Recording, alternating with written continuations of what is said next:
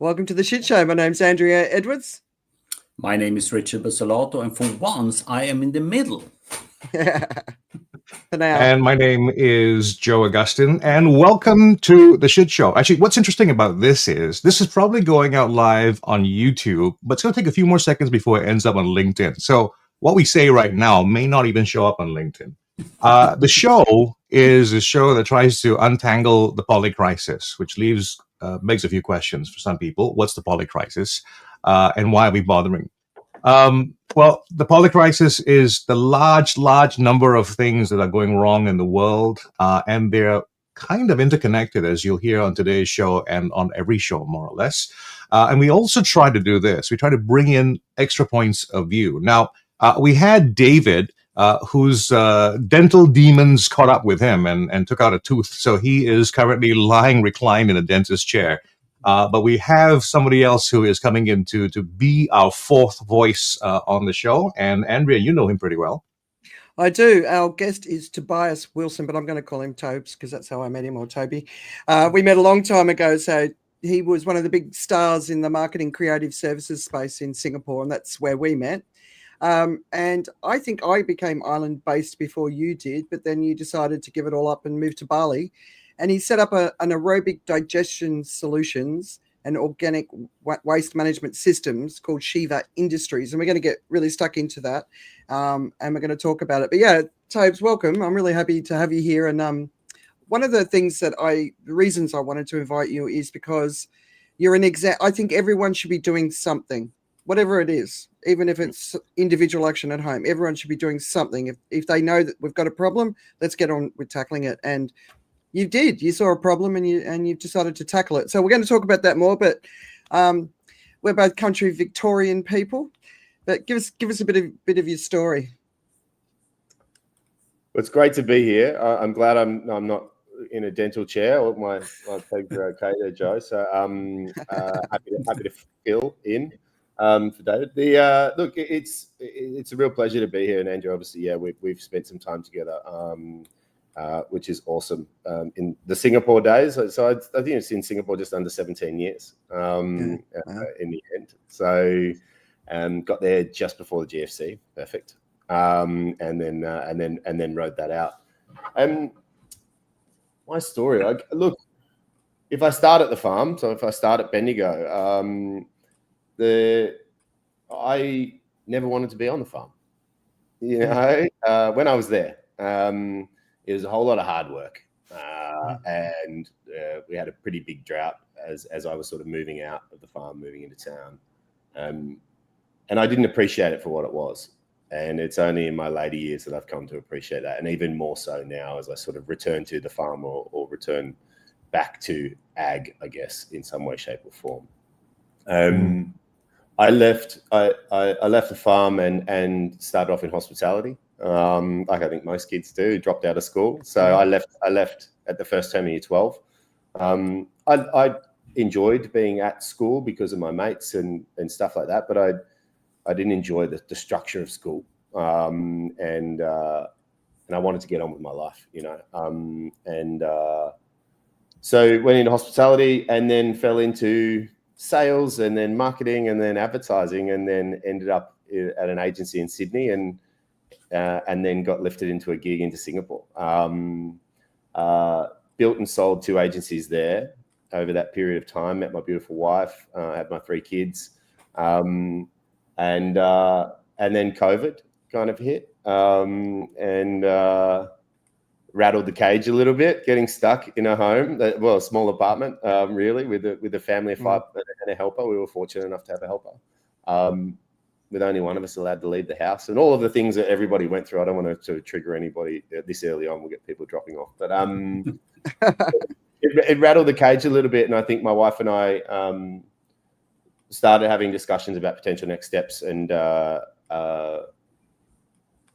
it wasn't until we both left our corporate jobs and we're working for ourselves and realized that nobody was paying us to be in Singapore anymore, which was it never happened to any of us, and a real sort of, oh wow, why are we still here? And so we put the search out. You know, she was born and raised in London, but her parents are Vietnamese. So we had London, so we explored that. We have Vietnam, we explored that. I'm an Aussie, so you know we definitely looked into that as well. And then Bali came up. We built a villa here in 2012. And you know what? I think we're not alone here. Come to Bali, or you go, you know, Phuket, same, Andrea, right? You go on these island holidays, and you get to the last night, and you're like, or even maybe a couple of days in, you start looking at property, and you're like, maybe we could live here. But it's always a pipe dream. It's always, you know, just that sort of holiday fantasy. I'd always had that with Bali, and yeah, somehow it just sort of worked, and we ended up here. So that was early 2023. The decision happened really quickly. But once we'd made it, but yeah, that was it, and we haven't really looked back from then. Nice. Oh God, you had 3 young boys locked in apartments during the pandemic. We were in Phuket the whole time. It was such a privilege, you know. We had a big pool and all that sort of stuff.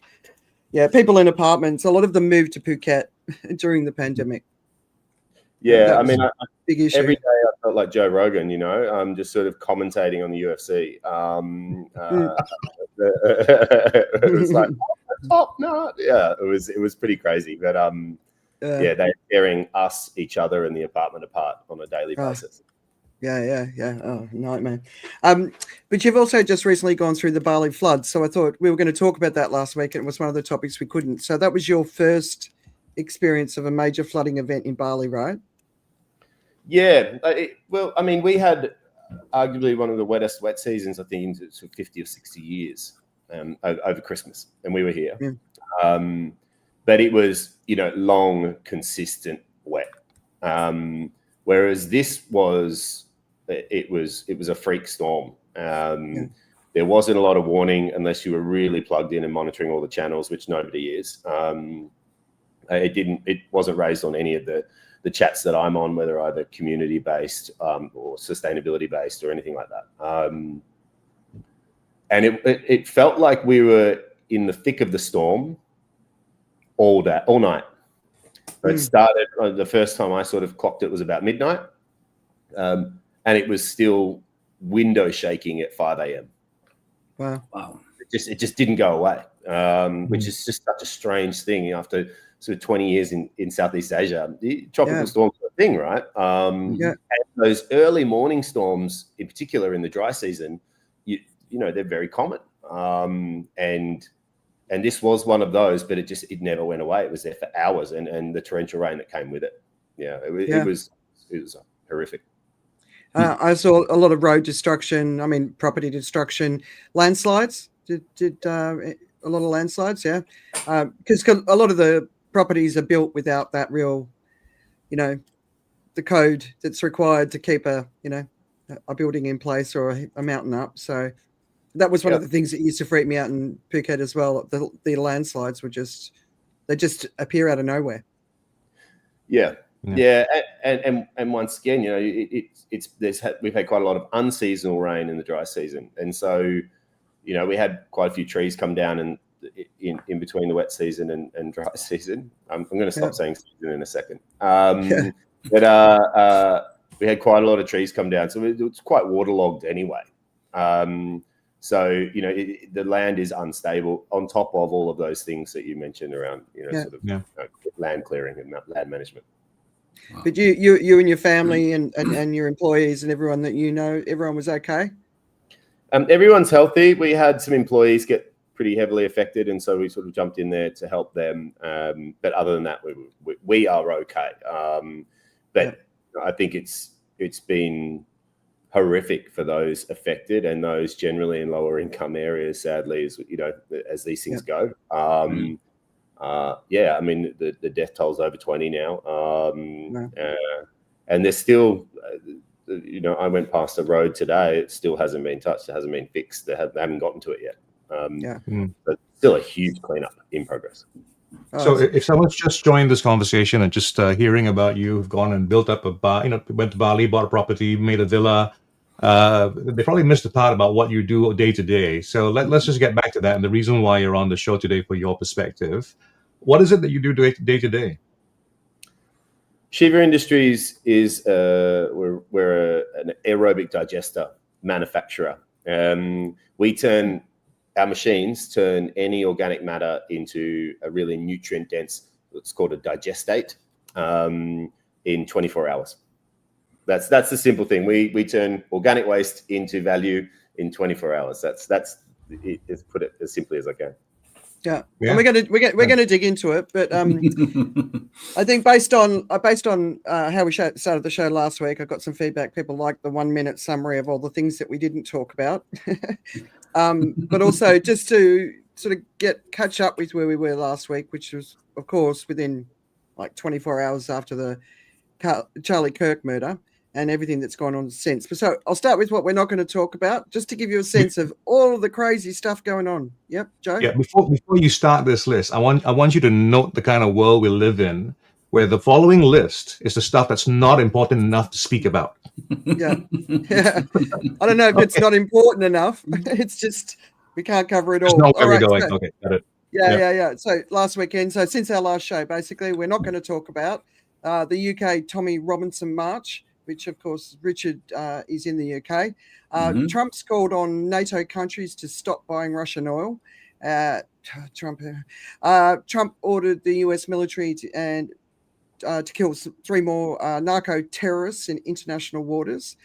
There was some fantastic footage of FBI Director Kash Patel really getting slammed in his Senate Judiciary Committee hearing. His responses, as well as the way the Senate, the senators were speaking to him. Peter Thiel is getting a lot of coverage, and one of them is his obsession with the Antichrist. The royal visit. Richard, you might want to cover that.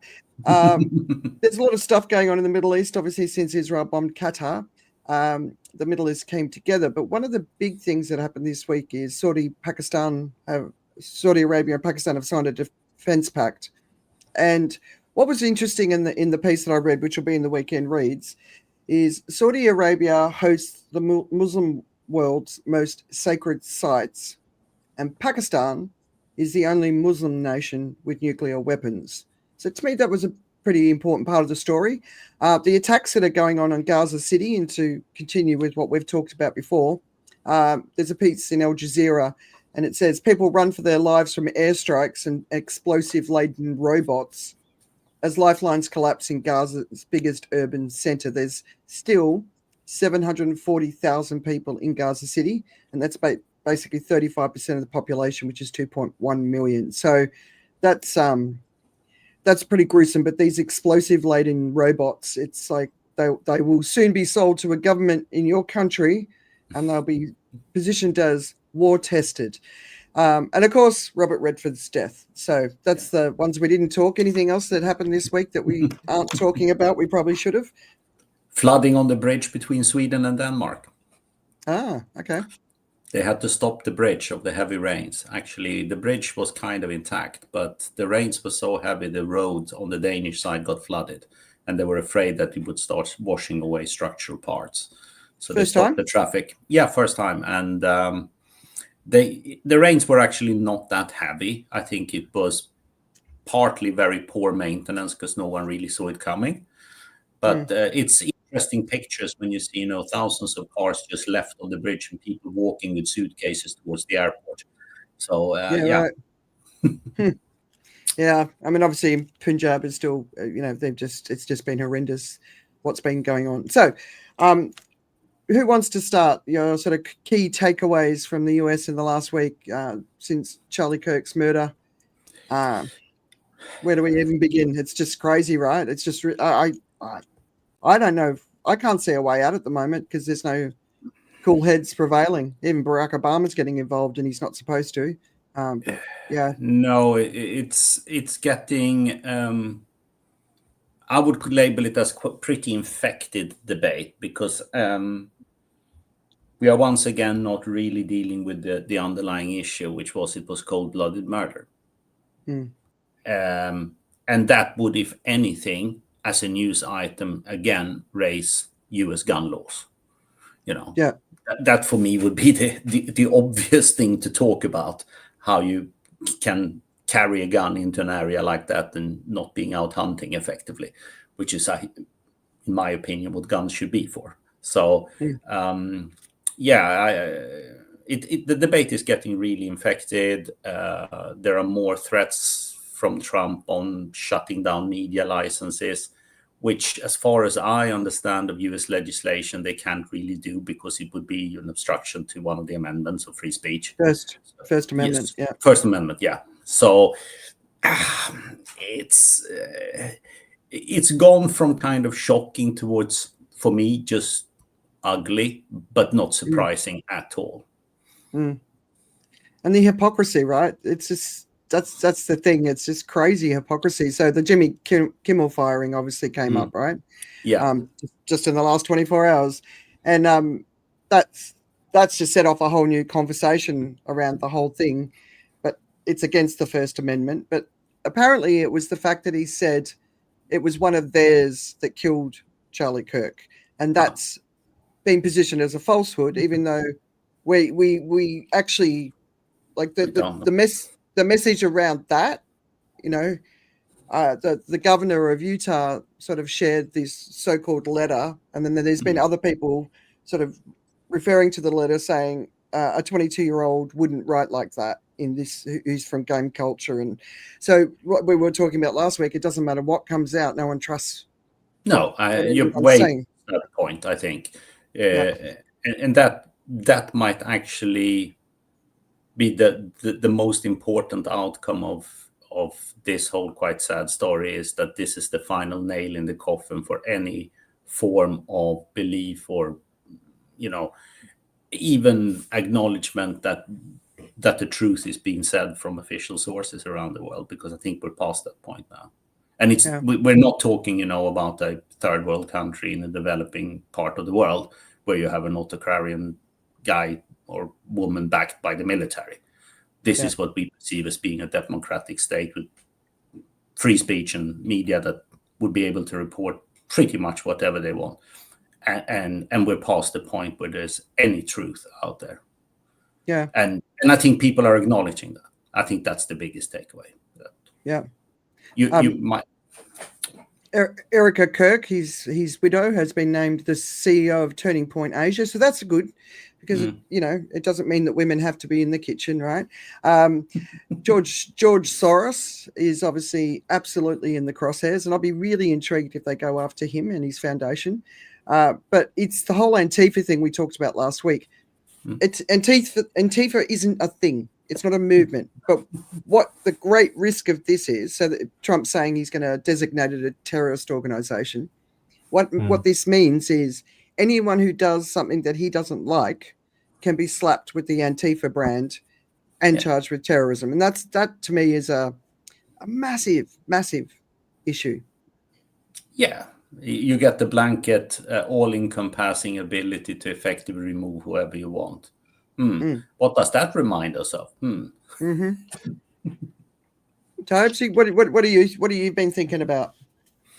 Well, this for me has been where opportunity meets preparation, right? I mean, this is what they've been getting ready for. At some point, something's going to happen, and you're going to ride the wave.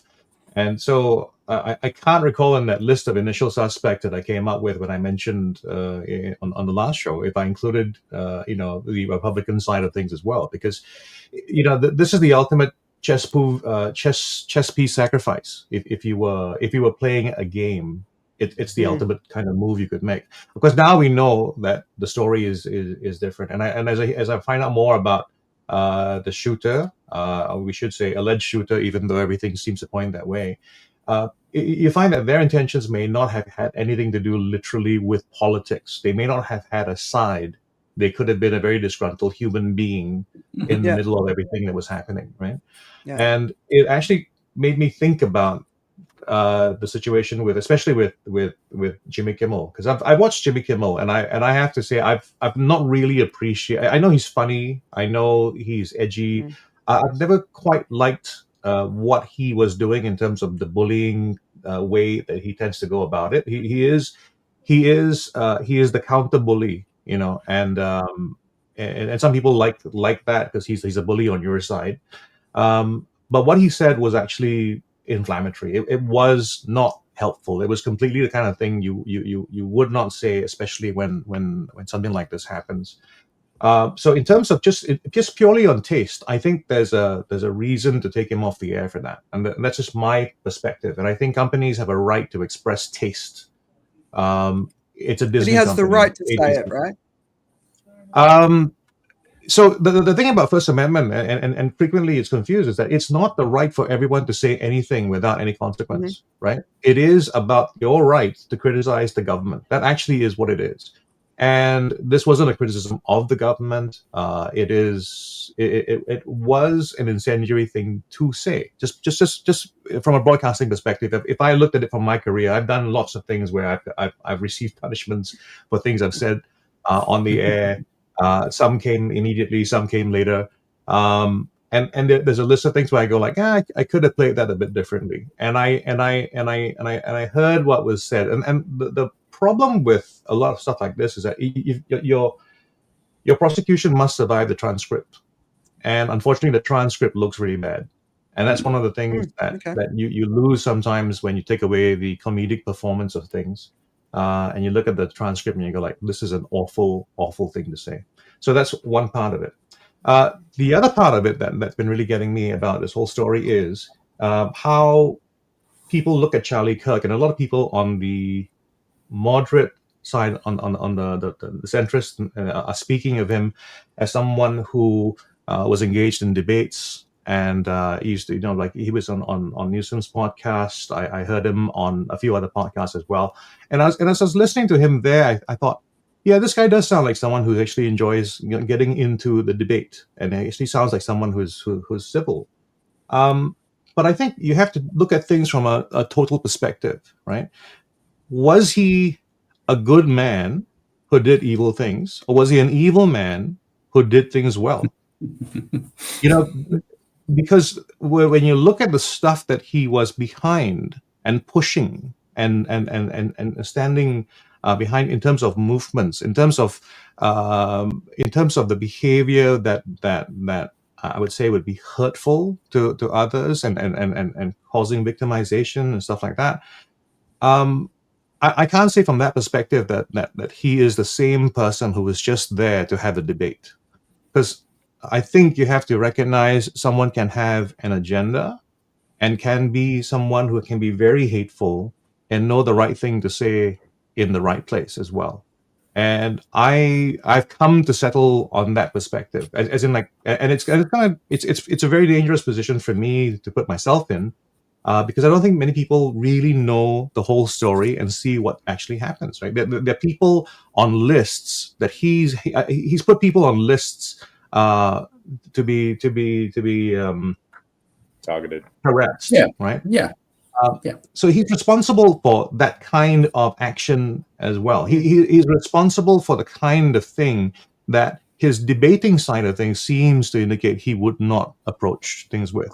So it's an inconsistency. There is a projected image, and there is a kind of thing which happens. I think in liberal media, especially, right? You tend to look for the similarities that you have as well, and that's very natural in human terms. And what I see a lot of them falling for sort of is like, oh yeah, he was pretty good at the debate, so he's I guess he's not so bad. He's quite a nice guy after all. And I watched him on I think it was Newsom's podcast, and there were certain things about the way he was behaving regarding the way Newsom was speaking. But I went like, nah, this is someone who is playing the right cards in that particular moment. Someone who's so vehemently opposed to certain ideas, not pushing back quite as hard, not making it as a non-negotiable as possible. And I think one of the things that, for me, that got me anyway, was this thing about using the Lord's name in vain. That part of this. I don't know if you've seen that podcast, but along the way, Newsom says a number of times where he just says, "Oh, Jesus Christ," and then he makes a mention of it. And at the end of the podcast, where Newsom apologizes for it, you see that Kirk's response is a little bit. It's like, it's okay. You know what? It's all right. Something like that, right? Which just made me go like, oh, that seems performative. We've got Frank commenting here, an adult debating university students is just another form of bullying, which I think is interesting. But his earlier comment, comedy is drama plus time. It may have needed more time. And I think that, but we've got the situation where the Fox News journalist said homeless people should be, killed, and he just apologized and he gets on with his job. It's the double standards and the hypocrisy. And it feels like the left is falling over itself to, do the right thing at this time, and they're still not getting it right. But I've heard him, calls for him, if he was born in Jesus' time, he'd be the 13th apostle. And then there's the Poke's doing some really good work at the moment. I don't know if you said it, but basically this person said, it hit me today. This generation would have crucified Christ. And it got some really funny comments, like, unlike Christ's generation, which famously let him go, and MAGA would have deported him to a hellhole prison in El Salvador, because the whole point of Christ is he actually gets rejected in life, right? Tobes, what about you? Look, I think as we sort of caught up last week, mate, I've been so focused on Shiva that I haven't been diving into this stuff. And to be fair, since we moved to Bali, we pulled away from a lot of this stuff. I had to, because I had to ask. Ultimately, came down to me asking the question: what can I do to help this situation, and what does this situation do to help or hinder me? And beyond being completely extractive with my time and winding me up in my cortisol levels and things like that, it doesn't really ultimately matter to me, and it will not affect myself, my family, my children. So I didn't need to be as well studied. Now, don't get me wrong, I'm not a total hermit. I'm just that comment that it won't impact you. You don't think this has a ripple out effect? No, not to me, not in my little world. And I think the problem is I look at some of the people that I know back in Oz, and we get on a call every now and then, and it's all about, oh, look at Trump and look at London and then look at all this sort of stuff. Like, why does that matter to you? Like, why are you wound up about it? What's so wound up that I haven't seen you in months or whatever, and you want to have this time with us that we're sharing? You want to talk about this madness on the other side of the planet. So yeah, look, from my macro view of all of this sort of stuff look, I think Joe covered it. It's the sacrificial chess piece, fortifying one's side and strengthening one's position, but it'll swing back the other way. And the other side will get a sacrificial lamb, and that'll help fortify their side, and then that'll help swing some more people from the middle back to the right, or over to the right, or back to the left and over to the left. And we just get more and more and more extreme. And therefore creating more and more hate and negative energy on opposite sides of the playing field that, I think, yes, the media and the politicians and the billionaires feed off. So there's no money for the bad guys in the middle. It's well within their interest to keep everybody as far as extreme and separated, divide and conquer. It's age old. To keep them as separated as possible. So and that's the thing, Tobes. Like, how, like, when you look back in history, you go, how did that happen? How did that happen? And here we are in the middle of this is how it happens, right? So, all right. It's so there's a piece in I can't remember what it was called, but it's a right wing publication. I think it's called The Federalist. We can give no clemency to the assassination left. That's the title, right? Charlie Kirk, a man known for his love of country, open and respectful debate, and Christian faith. Well, we've heard a lot of Christians not sort of agree with that. We do not need unified condemnations followed by zero action. Happens after every gun killing, right? The time for conversation is over. The left only ever wants to turn the temperature down when their rhetoric gets someone shot or killed. And then they turn around and build it back up again. And then people, whether they be praying at a school, contributing to public discourse, or running for president, get shot or killed. Yeah, I know, but 76% of those killings are from the right wing, not the left wing. So yeah, the spread of this rhetoric are not fringes of the far left. And I think, when you kind of read stuff like that, I mean, this is what those people actually believe. And, that I think that we need to listen. I know Joe does. This is what they believe, but I can't see another path because this energy has to go somewhere. It's not just going to dissipate. So that's probably what concerns me. Are we just like, Joe mentioned lists earlier and Charlie Kirk's list. But I think lists exist everywhere. Lee Kuan Yew had quite a famous list. Politics, every politician, they have a naughty and nice list for sure. And slander and all that sort of jazz is right. The media, absolutely. I think the Murdochs have been collared for having target lists. I think that's par for the course. And back to your point there, Andrea, about this is what these people think. They might have an inkling, or they might be a little bit that way inclined, but they're supported by the data to get clicks, to get viewers, to get subscribers. So a lot of them are becoming more and more extreme because actually that's where the success is for them. That's where the growth is for them. So they're almost being conditioned by the data to become more extreme or to explore specific topics. I mean, the amount of stuff on social media from Charlie Kirk stuff was horrific. But it was just people trying to get likes. It's just people it's not necessarily good Samaritans going, look at this horrible thing that's happened. Rest in peace. It was, how do we trigger people the most? Like, how do we get the most share? And sadly, I think the algorithm is a destructive one ultimately.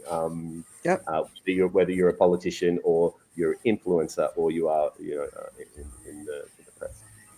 And we've shown the influence map, but the right wing influence map is like colossal by comparison to the left, and not just. And this isn't media; this is influencers, right? And that's where all the money is too. So it's not just the algorithms. There's money being funded into this side, and if we wanted to make money doing what we're doing here, we just need to become right wingers, and we'll be able to find someone who will fund it if we support a message. But if we keep doing the way we're doing, there's no funding coming for stuff like this, right? Or we build a centrist algorithm, and we're fine. and that's right. We do need to do that. But the multi-billionaires, that want to build a better world, start funding voices that can contribute to that. But there's no funding in this work. The preceding program was brought to you by MAGA and Antifa. Right. All right, so let's get on to Shiva Industries, shall we? Cool. Because I think this story will be around for a while. Absolutely. I just worry for my American friends. It's a brilliant country. We've all been there. We all love it. It's amazing, right? And it's just really hard watching what's happening, I think, for all of us. But anyway, Toby, you moved to Bali, and the original aim was actually to spend time with your family. But before long, you started Shiva Industries. So tell us about that journey.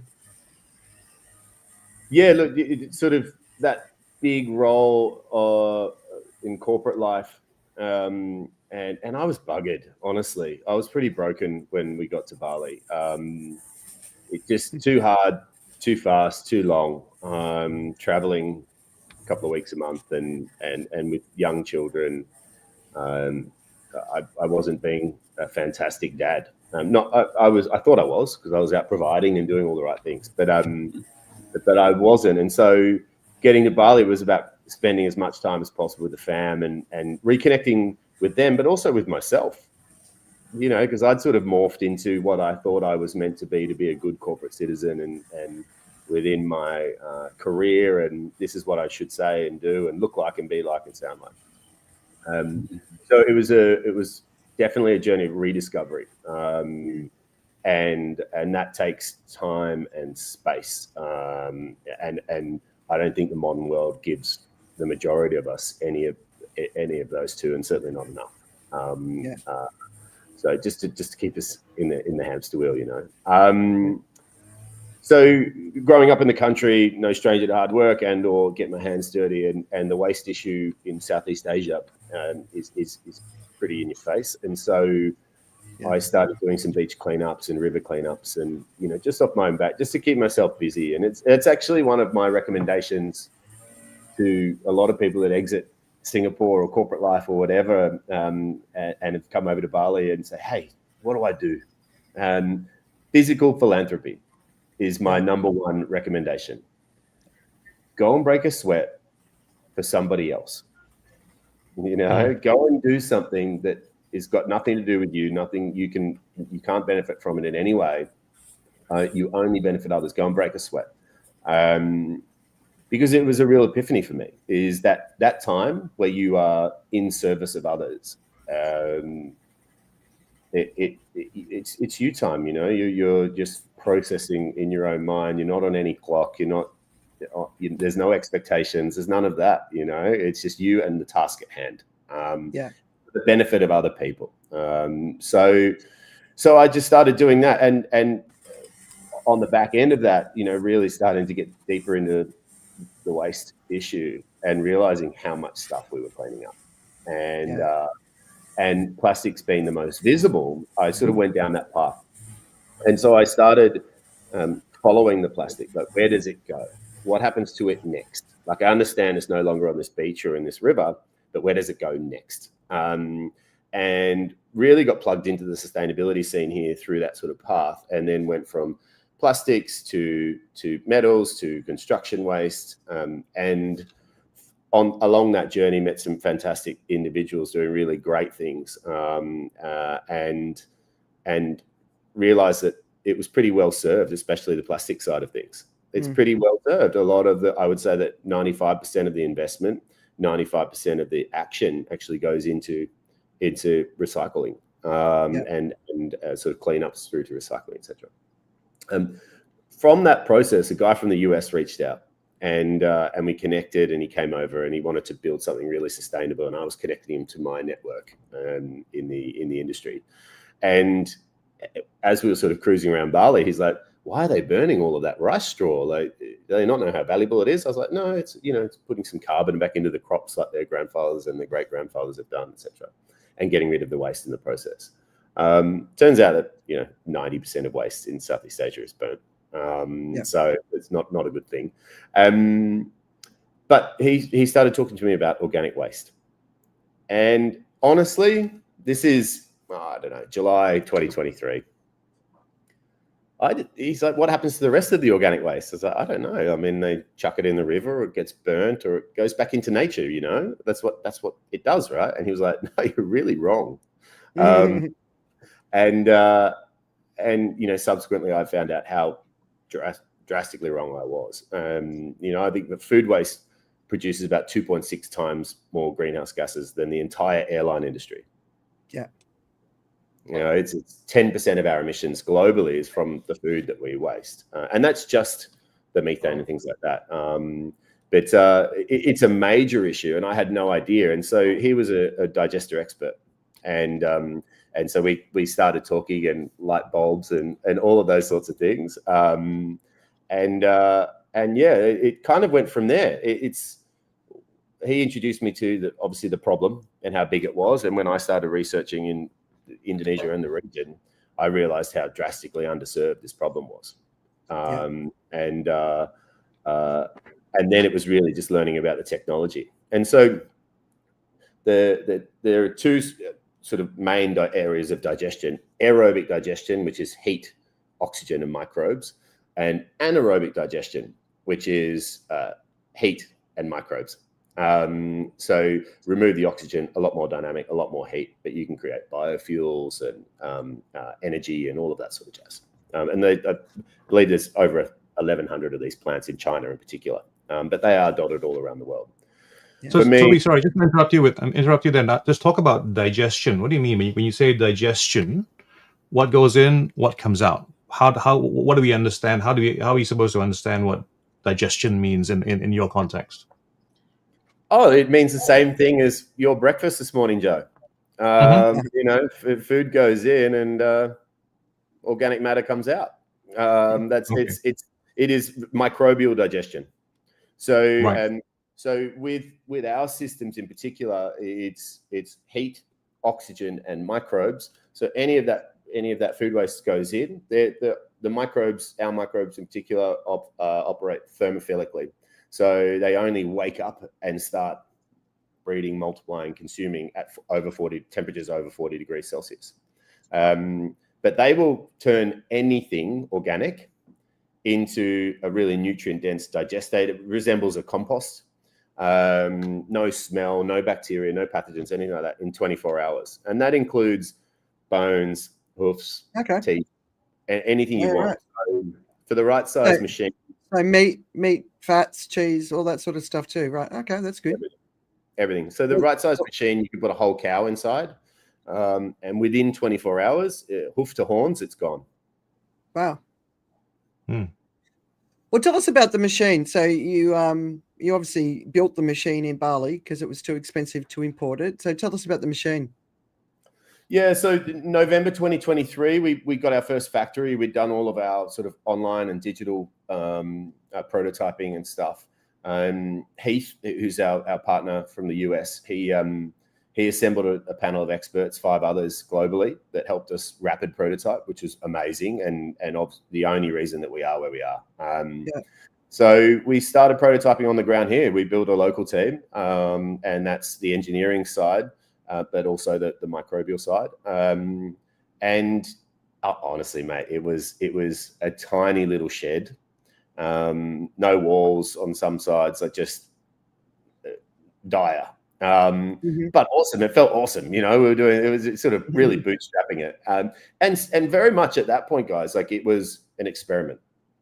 There was no company name, there was no company bank accounts, there was no thought of the commercial side or anything like that. It was very much an experiment at that point. Could we build something in Indonesia that would even resemble global standards? That's where we started. We started super small.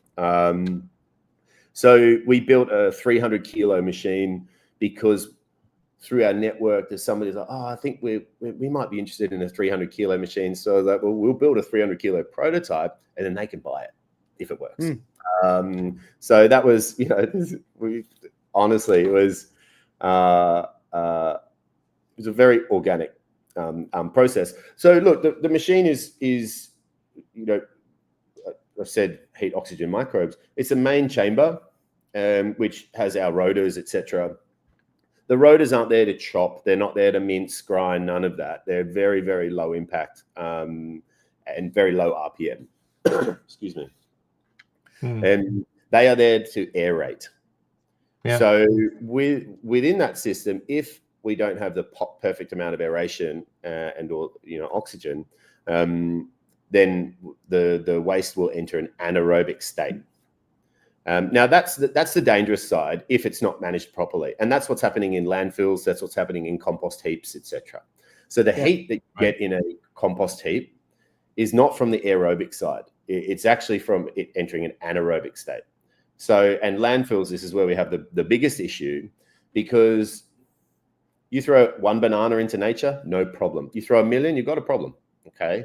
And it's the top 5% or 4% is aerobic. It's getting oxygen.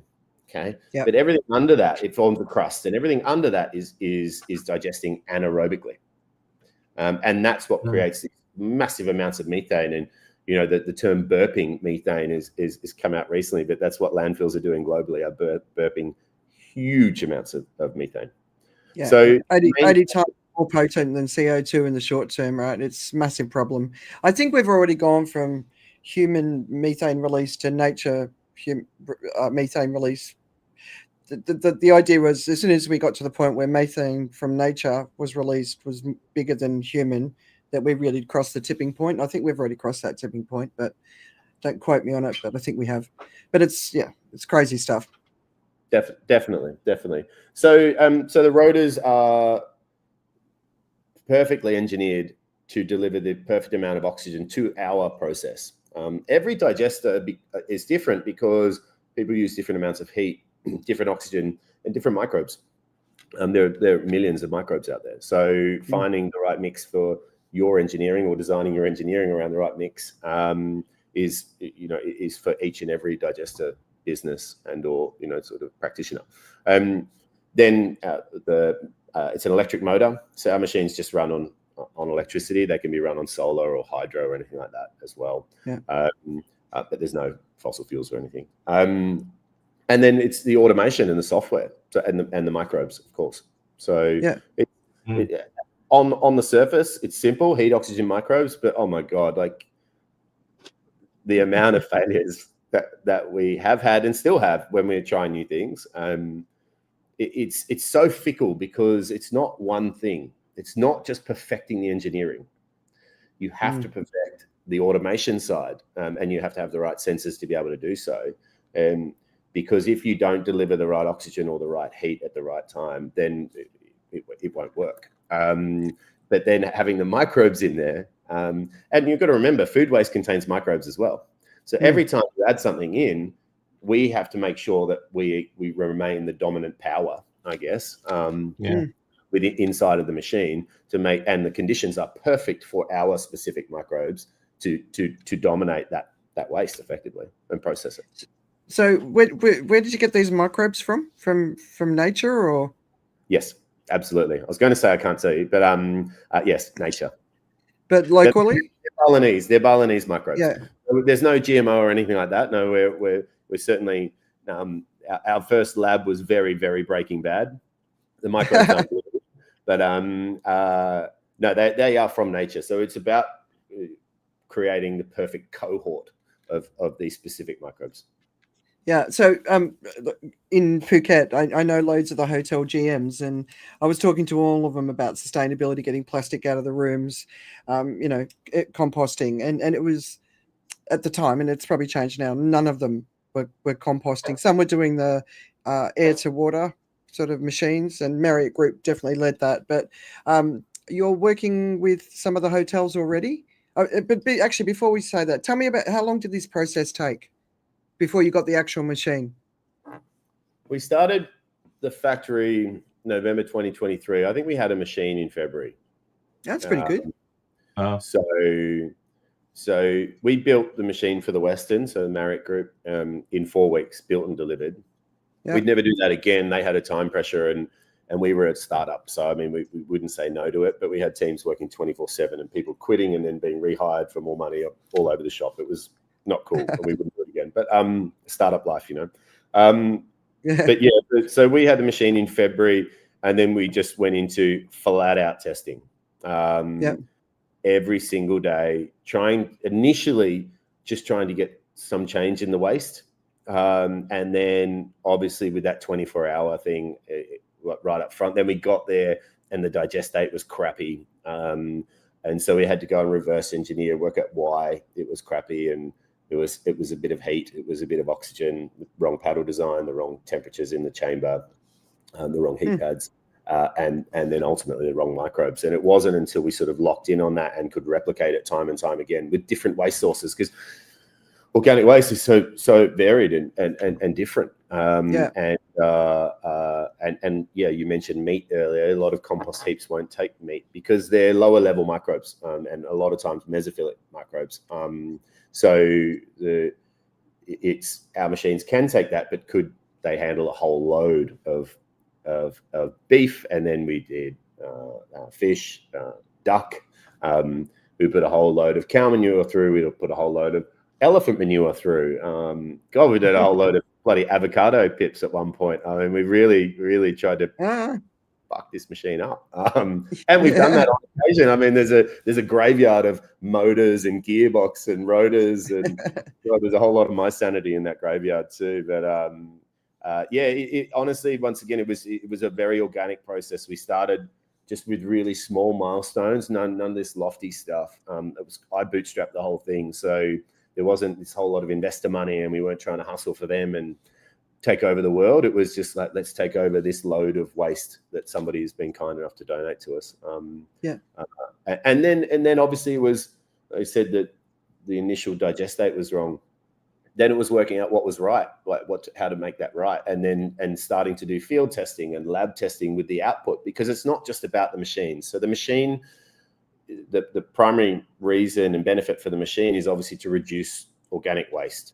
So it reduces the volume by 80 to 90% in 24 hours. Wow. Okay. Yeah. It's huge, right? And it turns it from being a really nasty, smelly bacteria, pest, all of these things, waste source and hard to transport and all this sort of stuff, very volatile waste source, into something that's very stable and it doesn't smell and it's, not offensive. But that little bit of residue that's left over, that 10 to 20%, is actually super valuable and super useful to help rebuild soils and or fertilize crops and grow food and stuff. So it's become this sort of double-headed dragon, where we started off on the machinery side, and then, as we've moved into sort of a bit more maturity, and we're starting to focus a lot more on the output side.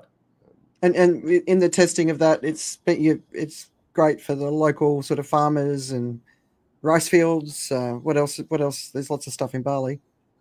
Yeah, definitely. Look, we start off with the main species, sort of your broadleaf, your kangkongs and all of that sort of pak chais and all that sort of stuff. Lower nitrogen requirements, pretty mellow. As long as they get the right water and sun, they're pretty good. But then went into nightshade, so your eggplants, chilies, tomatoes, etc. We've gone into rice, California papaya. We've done some really great testing this year with, and all of the results have been fantastic. The trick is because the numbers move around a tiny bit, not a major amount, but the NPK, so the nitrogen, phosphorus, and potassium, which is the main fertilizers are sort of worked categorized. The NPK does move around a little bit depending on what goes into the machine. Now, in a hospitality environment, it's pretty mixed. Okay, like I've been digging around hotel bins for the last couple of years. Everybody thinks they've got unique waste. They really don't. There's a fair bit of rice in there. There's a fair bit of bread in there, meat, vegetables, peels and bones and all that sort of stuff. It's all pretty standard. But if we work with a food processor with their waste, we work with a couple of juicers here. And so we'll pick up their waste. And it might actually be half a ton of banana peels or pineapple skins or anything like that. So we do see some swings in the output. And so that's where it becomes a tiny bit trickier, is it's not necessarily a hyper standardized output. So doing field testing between batches yields marginally different results. But ultimately what you'll see with, say, your kangkongs and things like that, at about a 15% ratio of Shiva to soil, best results. And we have a 2 to 3x increase in yield and root development as well. It's not just like a typical synthetic fertilizer where let's just grow the plant and then screw the soil. But then with nightshade, they require a bit more nitrogen and things like that. So it's generally about a 30% dose. So working on that minutia is incredibly interesting. And sort of, like I said earlier in the show, that getting back to the farm for me is something that is really helping me truly appreciate my childhood and upbringing. Nice. And then plans for the future. So actually, we probably should go back to the original concept, and the whole theme of the show is the elephant in the room, which is when you really, because we didn't dig into that as much, when you sort of really saw the organic waste problem, because it's like, 72% of the waste is actually organic waste. And I remember in Phuket, the incinerators, I think only one was working in the end. They had 3, but only one was working.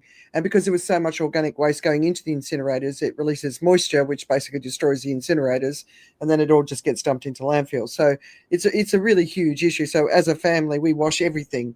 Even if it's going into recycling, we make sure all the food's off it. We've got compost, we've got bokashi. We do everything we can to make sure organic waste doesn't go into the main bins. But 72%, I mean, that's massive. And it's something we've got to get under control, right? Yeah, definitely. Look, I mean, I'll be a bit bold here. We cannot and will not solve the global waste crisis by recycling plastic. Or creating more recyclable packaging. If we just focus there, which we are right now globally, if we just focus there, it's a race to the bottom. And we've seen a number of recyclers. The margins are already so thin. And globally, we're recycling 9% of plastics. Yeah. Bali, that's about 7%. It's pretty good compared to the global average. But we cannot and will not solve this problem by focusing on the recycling it. The number one contaminant which precludes us from recycling plastic and brings that recycled number down to 9% is food waste. And it's the majority of not just Bali's waste flow, of Indonesia's, of Thailand's, of Singapore's, of London's, of Australia. It's everyone's. It's the dominant waste in everybody's waste stream. So the only way that we can fix the increase the recyclability rate of plastics is to sort out organics. Yeah. The only way to start chipping away at the rest of the problems is to focus on this problem first. And that was the real epiphany for me as I, was doing the rounds in and around the waste and what we're doing with it in the recycling side. So many great people doing so many great things, but they were so limited. Yeah. They couldn't get the plastics or the feedstocks that they needed. They couldn't get the quality feedstocks that they needed to do their job at scale. And so scalability is blown out. And when they did get mixed feedstocks, then it's a cost for them to clean and to try and separate. And I spent a lot of time, especially with what we call here the TPS TPS. So they're basically the 3R landfills. And let's say that one of them gets 10 tons. They might be able to, it says that it's separated, but it's not. They might get 1 ton of separated waste. They might be able to extract another ton out of it, okay? But then the 80% they have to landfill because it's mixed. And the thing here is when it gets to, it's been in a bin for a week and then it's been in a truck for a day and then it gets dumped out at somebody's property for processing, it's pretty bloody disgusting. Don't get me wrong. I haven't chosen glamour here with the waste stream that I'm focusing on.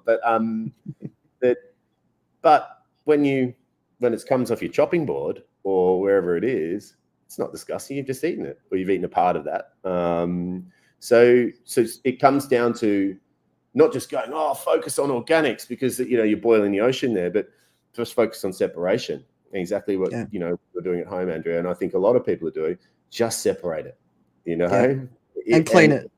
Exactly. Yeah, if you have your yogurt tubs and all that sort of jazz, like give them a rinse and your drink bottles and whatever. But yes, absolutely, it was a big thing for me, and I still it's a major hindrance for that movement is that the contamination rate is so high, but there is no glory or glamour in we're going to focus on separation. You're right, Steve. There is no glory or glamour in let's go and tell people to separate. Let's get them a bucket. Let's do education. There's none of that. And we talked about political cycles and things like that earlier. That's not the cool thing. The cool thing is let's get this new plastic collections boat in the ocean. Let's get this cool bit of tech to show us picking up plastics and go really high tech. Pissing in the wind. Yeah, it's kind of, we need it all, right? Yeah. Richard, I muted you because I think you had there's something in the background. Yes, I think my neighbor is mowing the lawn. Yeah, right. Okay, so that's why this year. so that's why I muted you. But thoughts, guys? Joe, Richard? It's like being back in school. I can't believe it was this long since I took biology and chemistry. It's like it's all coming back together now. In a bit of a blur, I will readily admit and hold my hands up, but it's extraordinarily cool. And you point exactly to the right questions, right? We make a huge hoopla in the Western world about recycling, separating out your carton, your glass, and your plastics, and the rest we just dump. and it sits for week, 2 weeks, sometimes in big traditional plastic bin liners. It's just not clever. It really, really isn't clever. So how do you make it kind of sexy in the debate to take it to the next level and start doing the simple things right? Because I people think, Richard, South Korea is doing an amazing job. 99% of households in South Korea compost their food. Yeah. And it's not just the composting. What they've found is the community where you have to go and take your waste to. It's created more social cohesion.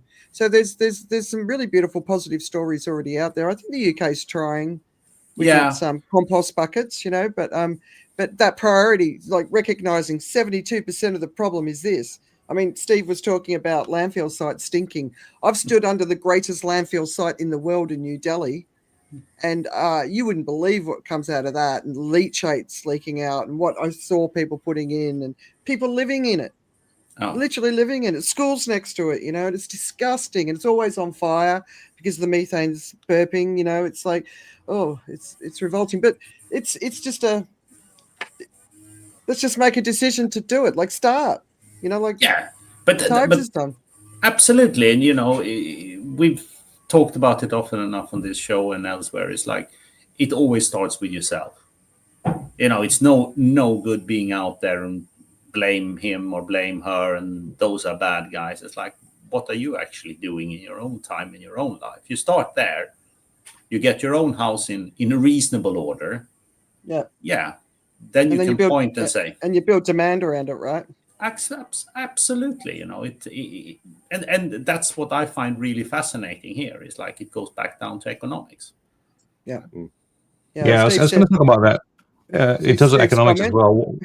One of the questions I had was really about is there an economic premium to do the right thing in this case? And the other question actually I had is about this thing. Or the other observation about this is we always talk about us doing the thing, right? And I think the way it really works is not about just us doing it, or I think it's about creating the process so it's automatic, right? So I think the way, for instance, the management of the hotel, what they've done is they've made the process, they've created the process so it happens the way it's supposed to happen, and then you get that output. So I tend to go more with the ideas that we sometimes, I think, take on too much hubris and go like, well, I will be the change that I want to be, I want to see. And you go like, no, that really is, like you said, trying to boil the ocean, pissing in the wind, all those different metaphors. That's what you doing it yourself actually is. It's like, I feel good about this and I'm not really changing the world. The real challenge for me is to try and figure out how to change it all, right? And go, okay, so how can we make this happen? And I think, for the hotels, I'm sure there's a reason for it that's also economically sound. Right? It's not just because they have to meet an ESG requirement. Please let it not be that. But, that it makes more sense. Well, they can fertilize their gardens with it too, and they've all got their own local gardens. But Joe, there's 3 of us here that have lived in Singapore. I don't know what percentage of the population lives in apartments in Singapore, right? And you have garbage chutes. We used to have loads of fun with the garbage chute. A rotten watermelon dropped from the 32th floor used to make a big bang, right? And we used to entertain children. Well, Steve did. But anyway, you got garbage chutes. You're in the kitchen. All you have to do is chuck it down the garbage chute. Done. Over. Right? But the reality is what we need is a culture where the people take their organic waste, which is paper and cardboard as well. It's not just food. You take it downstairs and you put it in a bin where it's going to be processed and then put back into the environment where, like for economic argument, fertilizers full of potash, right? Potash, which is fossil fuels, right? Yeah. And it's expensive because of what's going on with the Ukraine war, right? Yeah. So here we go. We can create fertilizer just from our own waste. So ultimately, once you get all the stuff in place, it will be economically feasible, and it's better for the environment. And why should we always have an economic argument? Because the problem is, what's happening based on our waste is contributing significantly to tipping us over the edge. So we've got to do something about it, and it's going to cost money to do that. but ultimately it will benefit everyone. And Joe, I'll give you I- one quick financial stat, and then we can move on. We can go back to it. Sorry, just so I'm not sitting here mute, going, tell me the economical benefit, and I'm being quiet. To process 1 ton of waste in our machine, including OPEX, including the manpower, is about $40 per ton. So currently in Australia, I think the tipping fee per ton is about $180. Wow. And Wow. do you have a customer for your output? Not yet. We've just brought on a team. So we have one of the professors from the Udayana, the big university here, and an agronomist working on a super product for us. We're also working with a biochar company to use our product to charge their biochar, so to make it more immediately beneficial for soils, etc. And we've got a big test going on in Java starting next week. When you talk about the super product, is that like sort of really condensing it down into something sort of much sort of smaller that can be sort of put into the earth, or what do you mean by that? Augmenting it. So basically, we would like to be able to give our customers the option where if they have overages, we can buy it back. But in its current form, like I was sort of saying, it moves around a little bit NPK, and it's not as reliable, especially if you're a farmer, putting your livelihood into this product. So the thinking would be that we need to standardize it. So we would collect it from the customer, batch it, and blend it, etc., and then augment it organically to create a stable, but a more potent product for farmers. Still organic, but something of more value, or at least something a bit more dependable from a nutrient perspective, but also at a price point that is they can depend on as well. So the expansion plans, I know you want to sort of build across Indonesia. So when I think about that, I just feel pain at the idea, because I know how complicated it is. Because I mean, the obvious place to start in a place like Bali is the hotels, because they're massive chains and they're everywhere. But talk about the plans and maybe even government support, because I know you've been doing a lot of work with the local governments.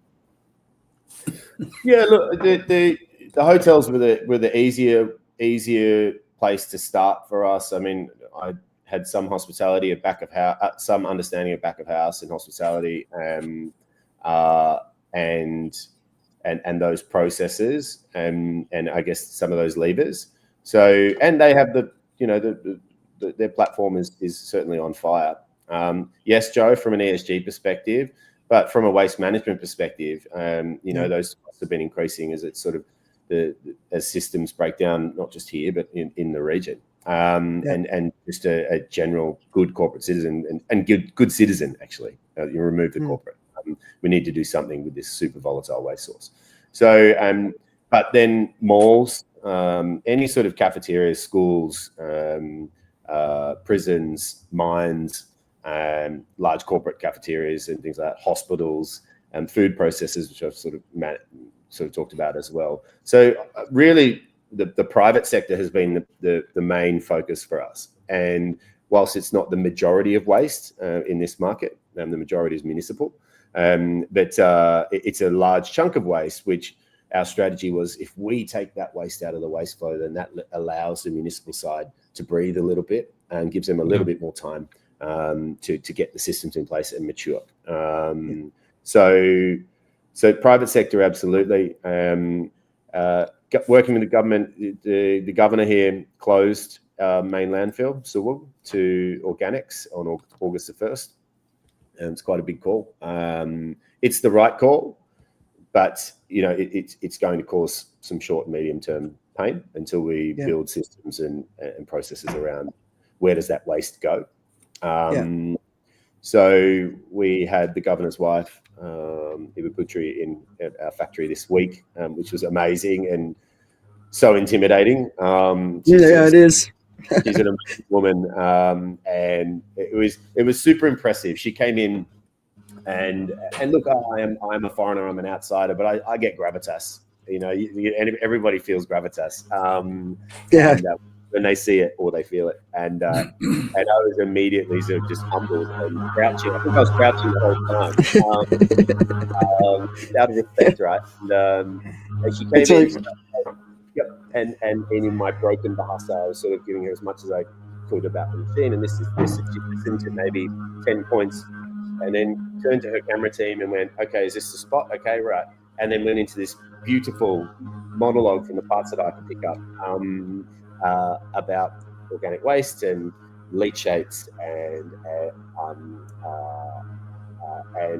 the downstream effects and blocking of drains, the whole kit and caboodle. It was unbelievable how she turned one take, just went beautifully delivered this monologue, and then turned back to me and sort of, let's go and talk a bit more about some other stuff.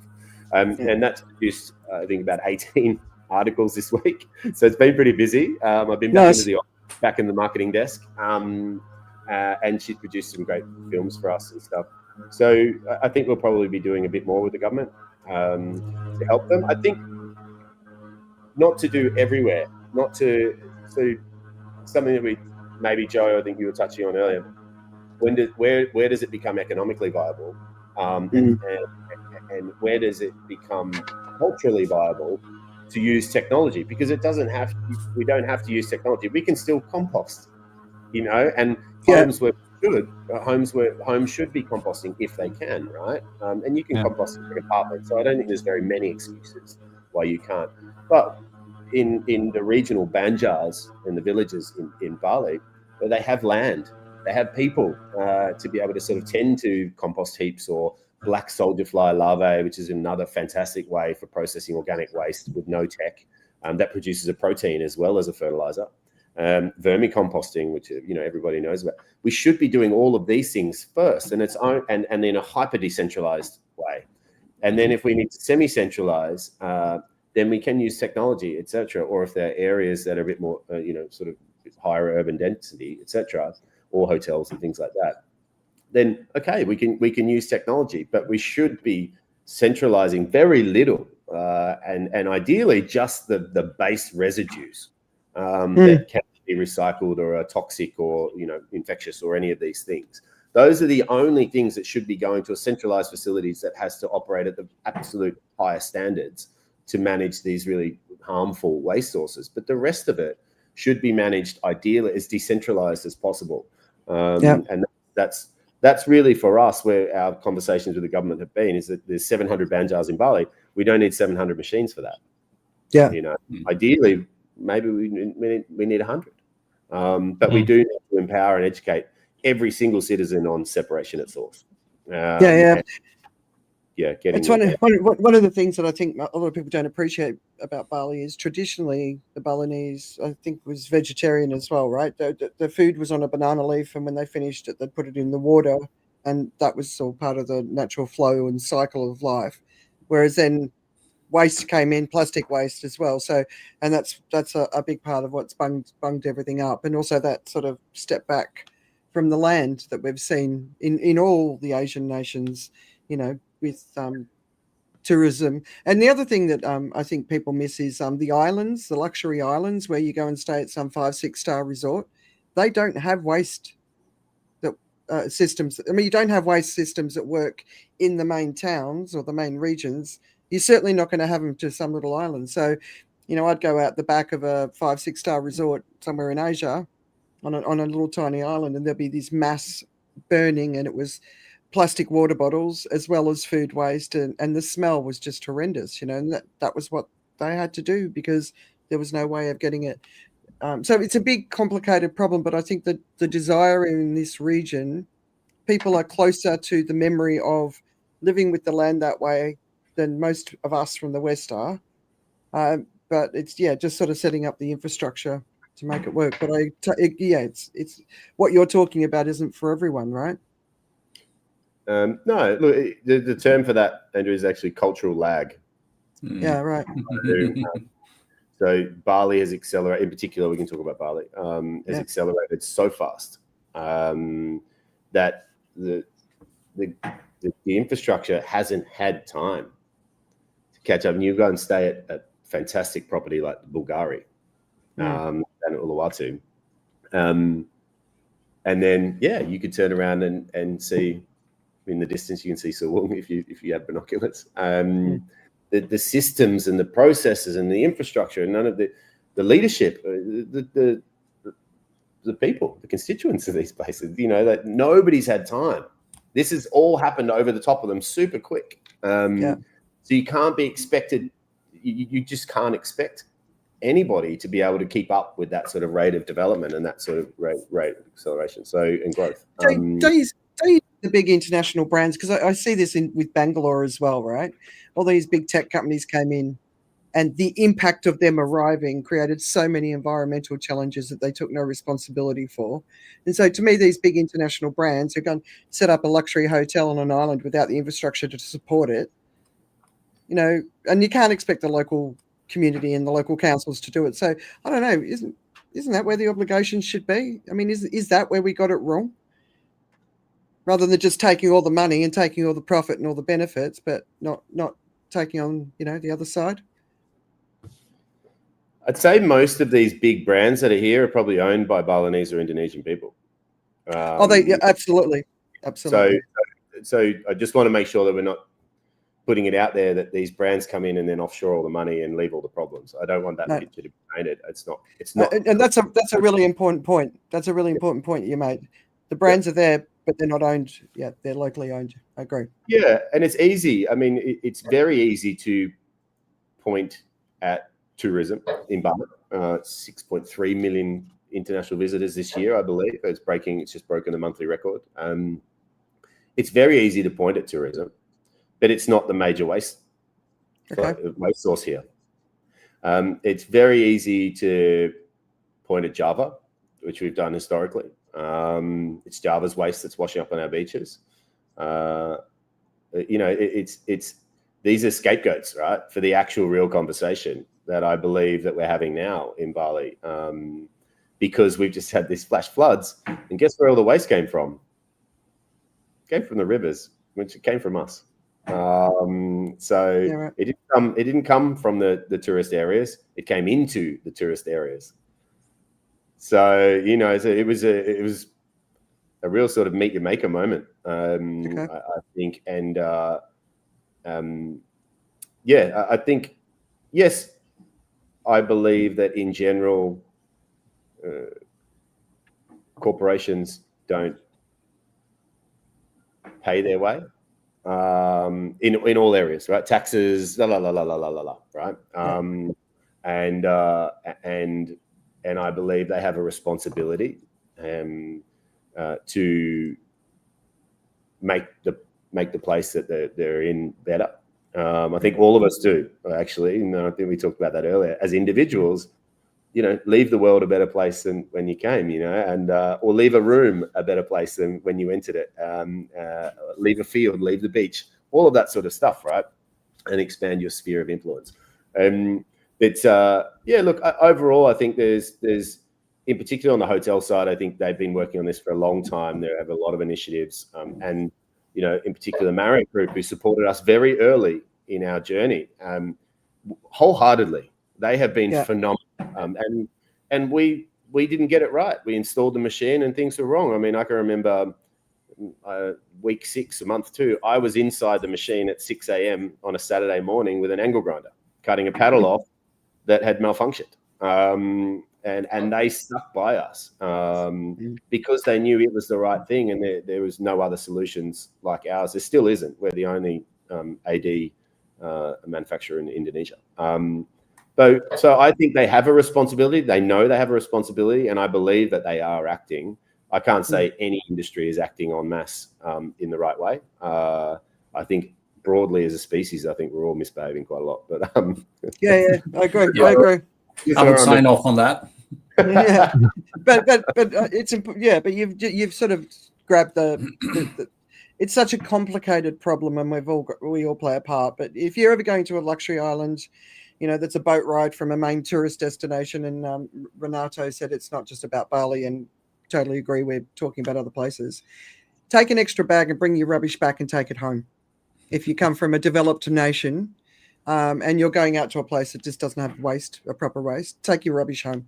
Because I think that's another obligation. Whereas the GMs, when I talk to them, they basically say to me, when people go to these places, I said, vegan menus, and they're like, well, when people are on holidays, they don't want to eat vegan, they want to have a break from eating vegan, so they want to have a burger. And I'm like, yeah, okay, all right. So when you listen to them, it's not simple, but the waste problem is something, in Phuket, where all the hotels are out on the beach cleaning up the beaches, the staff. They're really actively involved in doing whatever they can for the environment, but the bigger problem hasn't been solved, and that's what we need to be looking at, and that's a lot of pieces. Right, and that cultural lag thing that we're talking about, that hits the locals more than anybody, right? The Balinese people are incredible, so warm, so loving. I mean, I have been welcomed to weddings, funerals, or I've been welcomed into the culture just so incredibly, and I'm super grateful for that. And my Balinese friends and I, we just want to fix it. It doesn't matter if it's a hotel doing it, or it's a beach club, or it's a banjar. It's just about getting in there and doing stuff, and actually, sort of fixing it. And I think one of the phrases, "Gotong royong," sort of together we're better, or together we can.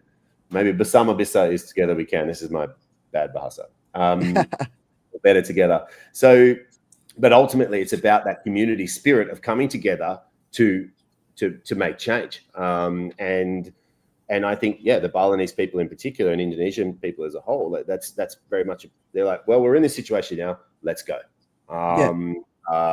So I think Renato said, it's not just about Bali. No, it's not. Globally, we waste 1/3 of our food. The interesting point on that, and Joe going on the economist side, that's not just the food waste, okay? You think about that. Every tomato, every piece of fruit, every piece of meat, what was the water required to grow that tomato? What was the fuel required from the farmer to get to his field, plow the field, sow the field, to harvest the field, to then prepare that? What about all the packaging? What about all the transport to get it from the property? Then to process it, then to package it again, then to fly it somewhere. It's all of these other things that are involved that blow the numbers out astronomically. So we think, we wasted that watermelon. Fuck that. Like, it's not about the watermelon. Like, what was the life cycle of that watermelon? How many resources went in from other parts of the world that are unrelated to food? How many resources does that one grape actually waste? And then it starts to go, oh shit. Then that for me was the real oh shit moment. It's not just about the food that you're wasting; it's all of the effort and resources that went into getting that food to you. So the thing about economics for me is I look at it not the way I think most people do when we talk about economics. I am looking at the real big picture of things, right? I'm saying, like, is there a premium that's paid for that? So, like, for instance, I think tote bags became the real big thing for a while. Everyone said, if you get a tote bag, it's going to solve the world's problems. And then when you look into the economics of it, and when I talk about economics, it's not about price. It's about everything else, resources. Economics is actually about the allocation of resources. And it was found that, it's actually worse to manufacture tote bags because it's going to take the equivalent of 10,000 plastic bags worth of I can't remember they worked it out. Basically, it wasn't a good thing to go and buy a new tote bag. Not that plastic bags are great, but adding tote bags to it was actually worse. So, it's stuff like that. So I was looking for things like that, because I think we can look at the economic reasons to do things as well. And if you can quantify it and make it happen like this in a language that makes sense to everybody, I think that's fantastic. So I'm very pleased to hear that it makes economic sense. And I really think from a even a hotel's perspective, right? I mean, you can have your staff as much as they want to do good things, but if there is no way to make the argument that this is actually going to be good for the bottom line, then you're asking someone to do something just for the good of something, and you have to figure out other reasons for it as well. So it's great that financially it actually is useful, it is behaviorally, I think, very difficult to do. So I think the biggest challenge we have is cultural. How do you change the meaning of what people are doing every day? I mean, I was just thinking about how, if we're talking about how, as human beings, we want to do all these things that are responsible, and we often talk about nature. In nature, animals don't care about their poop. They don't care about the food they leave behind. They don't do anything like that. It happens to be that what they do happens to sort of be in balance, usually with the environment. We don't necessarily, I think, not everyone. Okay, the ideal situation is, yes, we all realize what's going on and we do what we have to do. But as I've talked about how, for instance, just investing for your retirement, most people don't do what is inherently necessary or would be good for them in the future anyway. So what is important is often neglected because we don't think about those things. We don't have that whole it needs to become an automatic thing. So the challenge for me is about government, because ultimately that's the biggest hand on the lever. I see Singapore as a really great example of that. There are a lot of things that we do that automatically create beneficial results. Now, it also means that there's certain things that don't quite work out that well as well. But like for instance, I just thought about how the American system of garbage disposals, right? That in their systems, if that was really done well, I think America actually could benefit from this whole system of the reuse or digestion of food waste. If America could become really could understand how it works, then the sewage system can link directly to digestion and stuff like that, and you could kind of harness it for the benefit.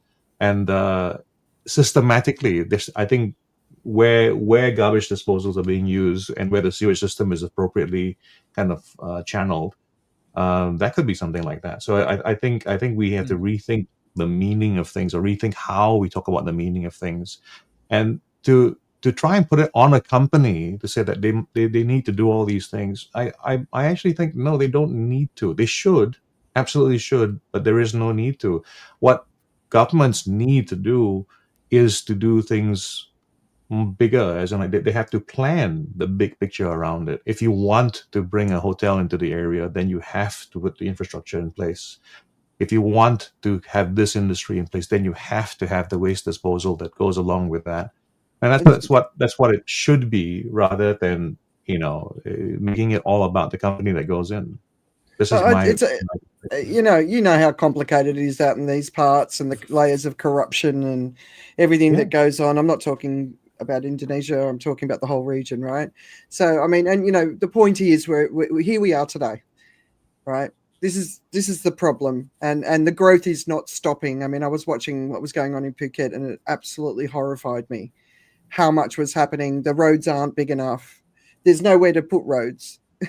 Like, there's basically roads along the cliff that are 2-lane. There's no more space for more roads. The water was already running out in February, and they're building 16,000 new homes in the area I was living a year. Apartments, villas, that sort of stuff. So it's not, I mean, the problem's out of control, and it's getting more and more out of control, and the solutions are not happening, and nobody wants to spend the money. And then you put the layer of corruption on top of it, and it's just, and eventually it's going to be too bloody hot, or we're going to see some sort of environmental calamity where this whole place that it relies every single thing for its survivability on tourism, and there's no tourists because whatever's happened. So it's I mean, I know it's a big problem, but it's come on, it's just bloody crazy what's going on. When there's no one's taking a breath, especially since the pandemic. And I'll back that up, Andrea. I think waste is a big problem, but if we go to sort of Maslow's hierarchy of needs and go back to the cultural lag, Southeast Asia and the developing world in general, I think they've got some other big fucking boxes to tick off first. Like, let's make sure that all of our population have access to one meal a day. Let's make sure that they have access to protein. You know, let's make sure they have access to shelter. You know, let's get some of these basics right. And that's the cultural lag. That's, you know, we sort of we're stuck on our screens looking at how other people are living in other parts of the world, and we get this sort of why don't we have that, you know? And then we sort of, and then we'll go out for a nice dinner or whatever, and oh my God, that's amazing. But then the realities of where we actually are very, very different. And so we have these two worlds competing. And you have to get the basics right first. And I believe that's where in the developing world, I believe that's where our focus should be, on making sure that our people are fed, making sure that they are safe, making sure they're secure. And then we can go up a tier and we can start to talk about education. Let's talk about healthcare. And should they care about separating their waste, you know, in the developing world before any of those things? Probably fucking not, to be fair. I wouldn't. If my family... And they're not the big waste problem, right, when it comes to food waste, because they use everything, or they feed the chickens or the pigs. But you know, I was at Impact Week this week, and I heard from the president of Timor, and there was a lot of talk from Indonesia, especially after the protests. The percentage of children in Indonesia with stunting is incredibly high. You know, so you know that's a massive problem. So getting money into the country so that they can solve those sort of problems is obviously important, but there's ramifications to where this investment's coming, you know, what it results in, which, you know, so I'm with you, Tobes. Yeah, it's the most biodiverse place in the world, 17,000 islands. It is stunning. The people are stunning. You know, fourth largest population in the world. There is so much potential here, which is just so exciting, and it's just a great place to be. And I'm, you know, very grateful to be able to call it home. It's so much opportunity, and that's what I'm really excited about. Is all of the stuff ahead of us as a nation, which and hopefully be part of being a force for good in that journey. Yeah, nice. All right, so just to leave everyone with your final thoughts. So I see you as a source of inspiration for others. You know, when you see the elephant in your room, and it can be many, many things, right? What would you say to them? Sorry, I don't really understand the question. Sorry. You saw a problem and decided to fix it. A lot of people sit there and go, "We see lots of problems, but we can't do anything about anything." They put their hands up and they give up. Does that make more sense? What would you say? Yeah, I know what you mean. Look, I'll reiterate that physical philanthropy. Now, whether that is, you know, to do something that you want to to turn into something, because mine didn't. My physical philanthropy led me down another path, which ultimately got me to where Shiva is. But God, just get out there and do something in the surf. Break a sweat for somebody else. And it mow his lawns. You know, like it could be bloody anything. Get out there, and it could be cooking in a community kitchen. It could be anything. Pick any topic you want. You know, do you want to help animals? Do you want to help kids? Do you want to help humans? Do you want to help nature? So pick any of those topics and then go and break a sweat for somebody else. That would be where I would start.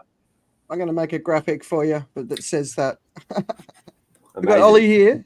He was saying, I was listening to the Trail of Despair laid out by Tobias. Sorry, you're just Toby to me. I'm reminded of what has happened to Lake Turkana when Ethiopia built Gaib 3 Dam for hydro, but then also decided to use the runoff crop for irrigation. Was suddenly bereft of dramatic drops in the shallow but crucial. Yeah, I mean, and this is such a classic example of things just not being thought through properly, right? And the unintended consequences and corruption and greed, and you know, of course, and greed is a very, very powerful emotion. Yeah. And the short-term thinking, you know, and Nate Hagens has just done a new podcast where he's interviewing 2 psychologists, and they're talking about the dark triad personalities, and the inference is obviously we've got a lot of people at the top of politics and business who are in the dark triad. I've talked about it before. But one of the things that came through is they're not strategic. That's always their pitfall, and which also means they're not long-term thinkers, and this especially in the psychopathy sort of space, right? And so that's big danger of where we are right now. There's a lot of people in leadership roles around the world who sit in the psychopathy sort of space or the other dark triad space, and then they're not the people that are going to get us out of the problem that we're in. So I'm going to share that because it's a really worthwhile perspective to listen to. I think it's one of the biggest issues that we face is who is leading us right now, and are they the right people? Well, if you believe in democracy, we have the leaders we deserve, right? Which is very much in line with my quite libertarian streak, that it starts with yourself and what you can do. I honestly, I don't think we're going to get anything positive coming on a structural scale from politicians, because the democratic system doesn't encourage a long-term strategic thinking, and we are very ingrained in a cycle that is totally focused on re-election. And when you're faced with a populace that effectively is unable to accept any short-term pain, you are not going to have the political apparatus helping us where we are here. I honestly do think it will come completely from market forces and capitalism forcing solutions. Well, but then, Richard, we're in a different part of the world, right? And yeah. Where's democracy now? 70% of the world is not democratic, or is No. it 80%? Something like that, right? No. I actually think in this part of the world, it can be driven by government. Mm-hmm. And, when you look at countries like China, it's all being driven from the top down. Singapore's top down, different. Yes. And they're different. They're not the same. They're very different models, They're very different models, but and here I understand why people, paradoxically and crazy as it sounds, are fed up with parts of democracy. China can afford to play the long game. Xi Jinping is not worried about an election cycle. He can play the long game. And what I see on a macro level is that China are taking a lot of strategic decisions that to me makes perfect sense, that we are not doing in the Western world, because he's not worried. All right. So Japan is a democracy. Yes. And they have elections, but they also play the long game. Yeah. They do, because I think it's culturally much more ingrained in Asian thinking than it is in European, Western, Anglo-Saxon thinking. Yeah. But I don't see Japan having the ability to do what China does. And that's why you're now seeing quite a bifurcation within LDP about the leadership. And a betting man on some form of economic supremacy and higher gains would lead me to rather invest in China than Japan. Yeah, well, they're in an environmental pickle and a political pickle at the moment. So, but the Fed in the US, Richard, what's your take on what happened this week? Fed did what everyone expected and the market had fully priced in, which was to cut rates 25 basis points. Canada actually did the same a couple of hours earlier, and Norway did the same the next day, while the UK did not cut, which was not expected either. So all the central banks that were out this week did what was expected from them. And we're clearly in a phase where monetary authorities think we need lower rates, despite having inflation that is sitting well above any target they famously, championed and wanted to be attached to. And I've been a very, very vocal critic of central banks, and I think they are the real dark force and bandits in the modern economy. Because if you come from my side, which is like 35 years in financial markets, there is some superficial belief that central banks are the lenders of last resort, which is an absolute fallacy, because it's actually the planet that provides that. Central banks are a facilitator. And I also kind of, on a natural philosophical perspective, very much believe in balance. There are things that are in balance and things are good, and there are things that are not in balance and then things are not good. You watch a football team on the pitch, I can see a team that is balanced between defense and offense, and they function well.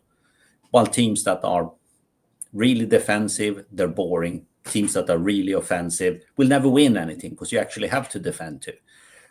But what central banks are doing to us as citizens and to our system is that they're actually circumventing our own ability to strive for some kind of balance. And in my mind, there is absolutely no debate about that interest rates in the world would have been much higher without central bank intervention. They are artificially depressing the price of money, which means we are able to extract more from the planet than what would have left us in balance, because we take it from somewhere. When you want to drive higher growth and higher investments, and your primary tool for achieving that is cheaper financing costs, you are taking that from somewhere. And there is something for me very ingrained in a really good business is almost immune to the level of interest rates. My business is so good, you can put rates at 8% or 2%. I really don't care because my business is good. All you're doing when you're artificially depressing the price of money is that you're propping up bad businesses that will not survive unless financing costs are artificially low. And you get stuck with zombie companies that provide no economic, no societal value. All they do are parasiting off an financial environment that allow them to buy and sell things, not actually produce anything that is of need because their product is not needed anymore. And it really, really is offensive to me as a investor looking for good ideas, looking where I can deploy my capital most efficiently, that you have these kind of distortions imposed on us by a monetary organization that has not been democratically elected by any electorate. It's appointed under a guise of being so-called independent.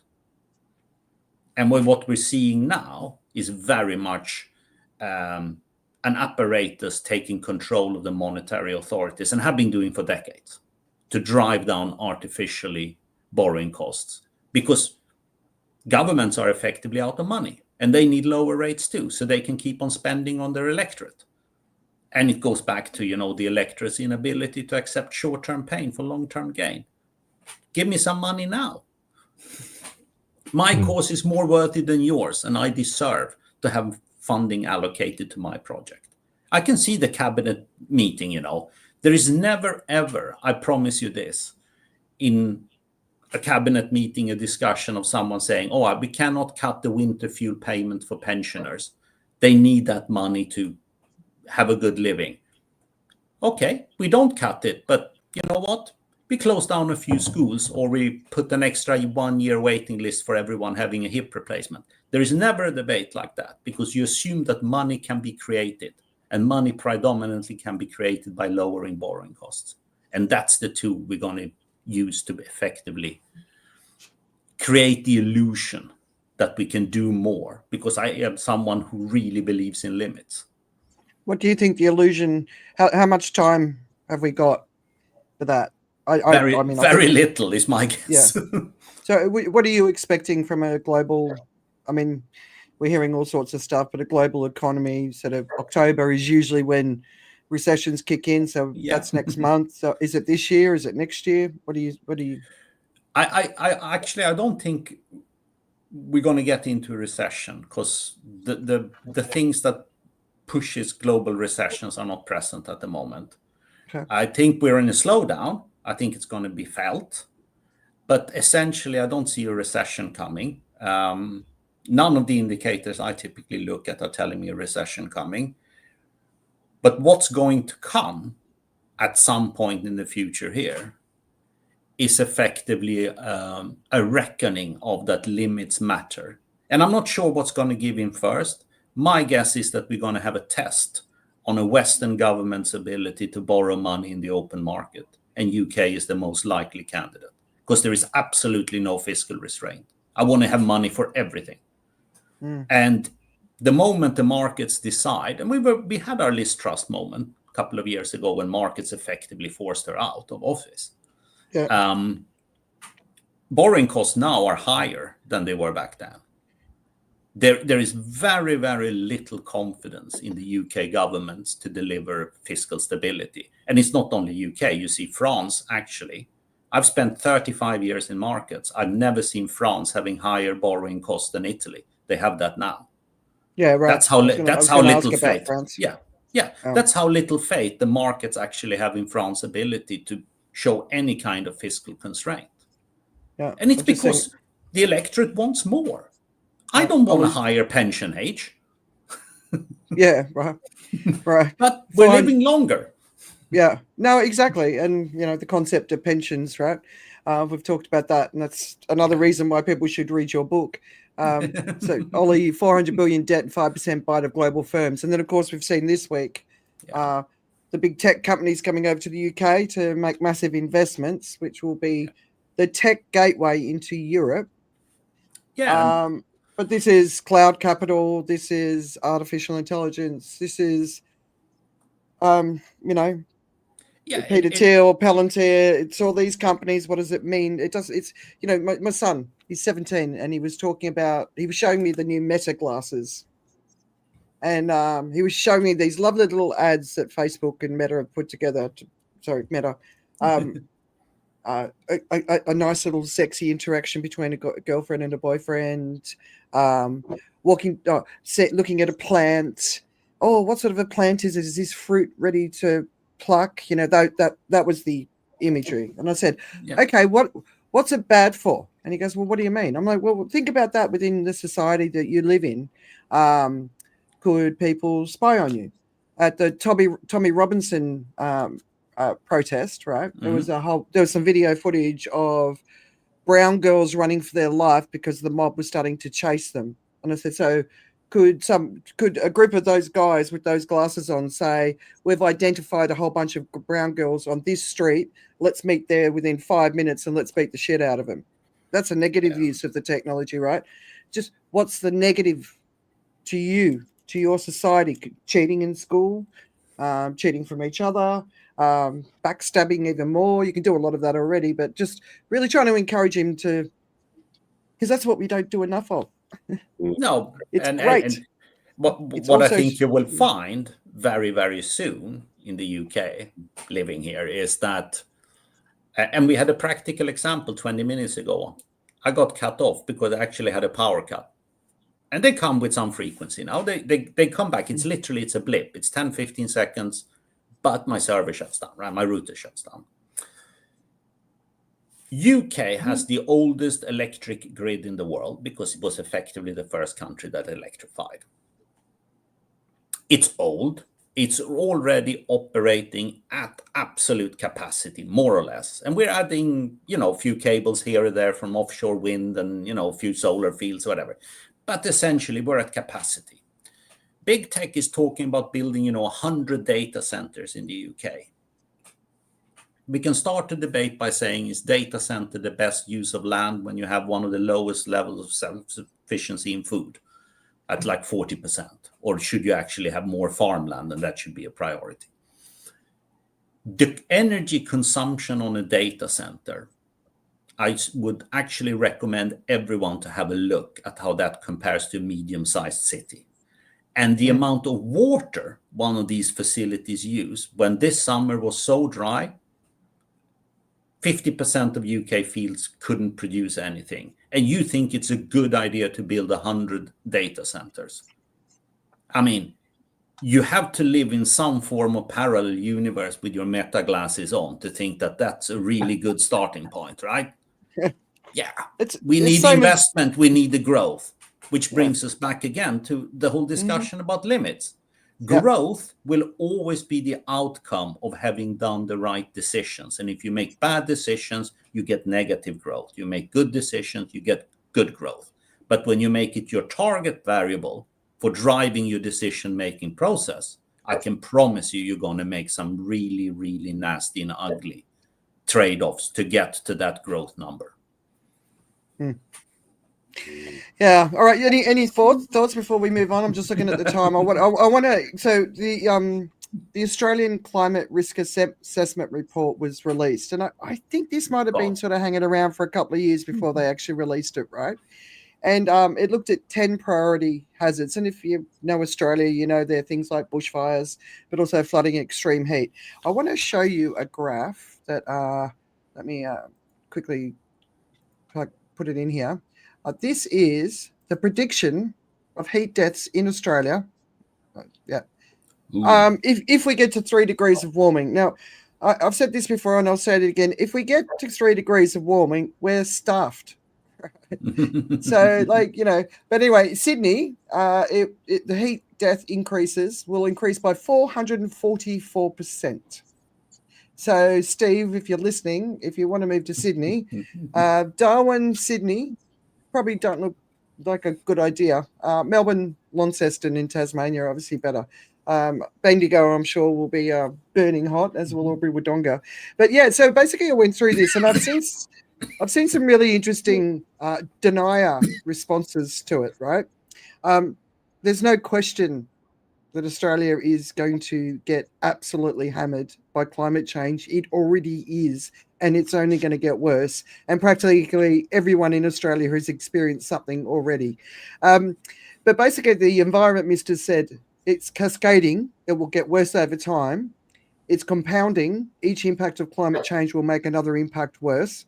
And it's concurrent. So communities will suffer the impacts of climate change in different ways at the same time. And basically there'll be far too much to manage, including things like insurance and getting people into homes when they've lost their homes and all that sort of stuff. You know, they're saying 1.5 million people will be living in areas that will be impacted by rising seas, which aren't just from glaciers melting, but it's also from water expansion. They'll go from, you know, 1.86 flood days a year in Brisbane to 314 days a year if we get to 3 degrees Celsius. We're already stuffed at 3 degrees. It's a conservative report. It's still using the language of 2100.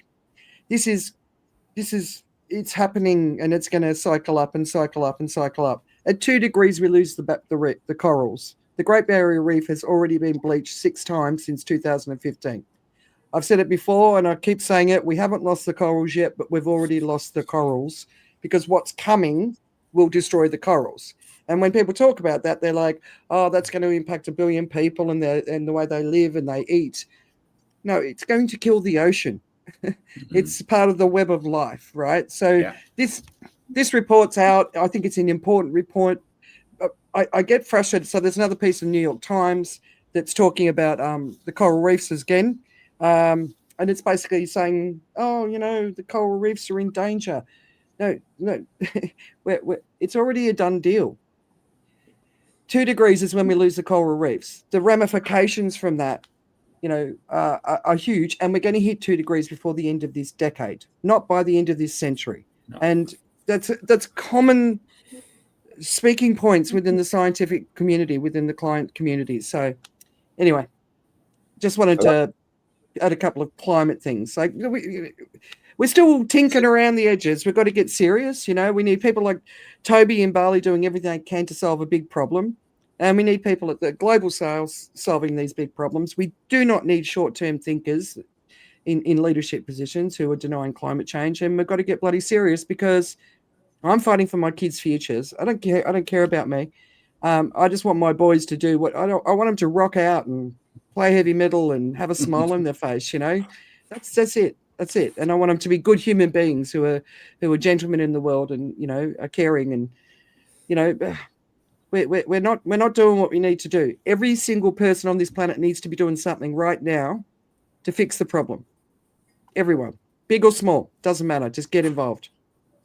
We've got the Environmental Coffee House joining us. She does a great YouTube. She does a great YouTube series. When I'm always asleep when she's speaking, she's always asleep when we're doing this. So it's good to have you here, Sandy. All right. Vaccinations, Joe.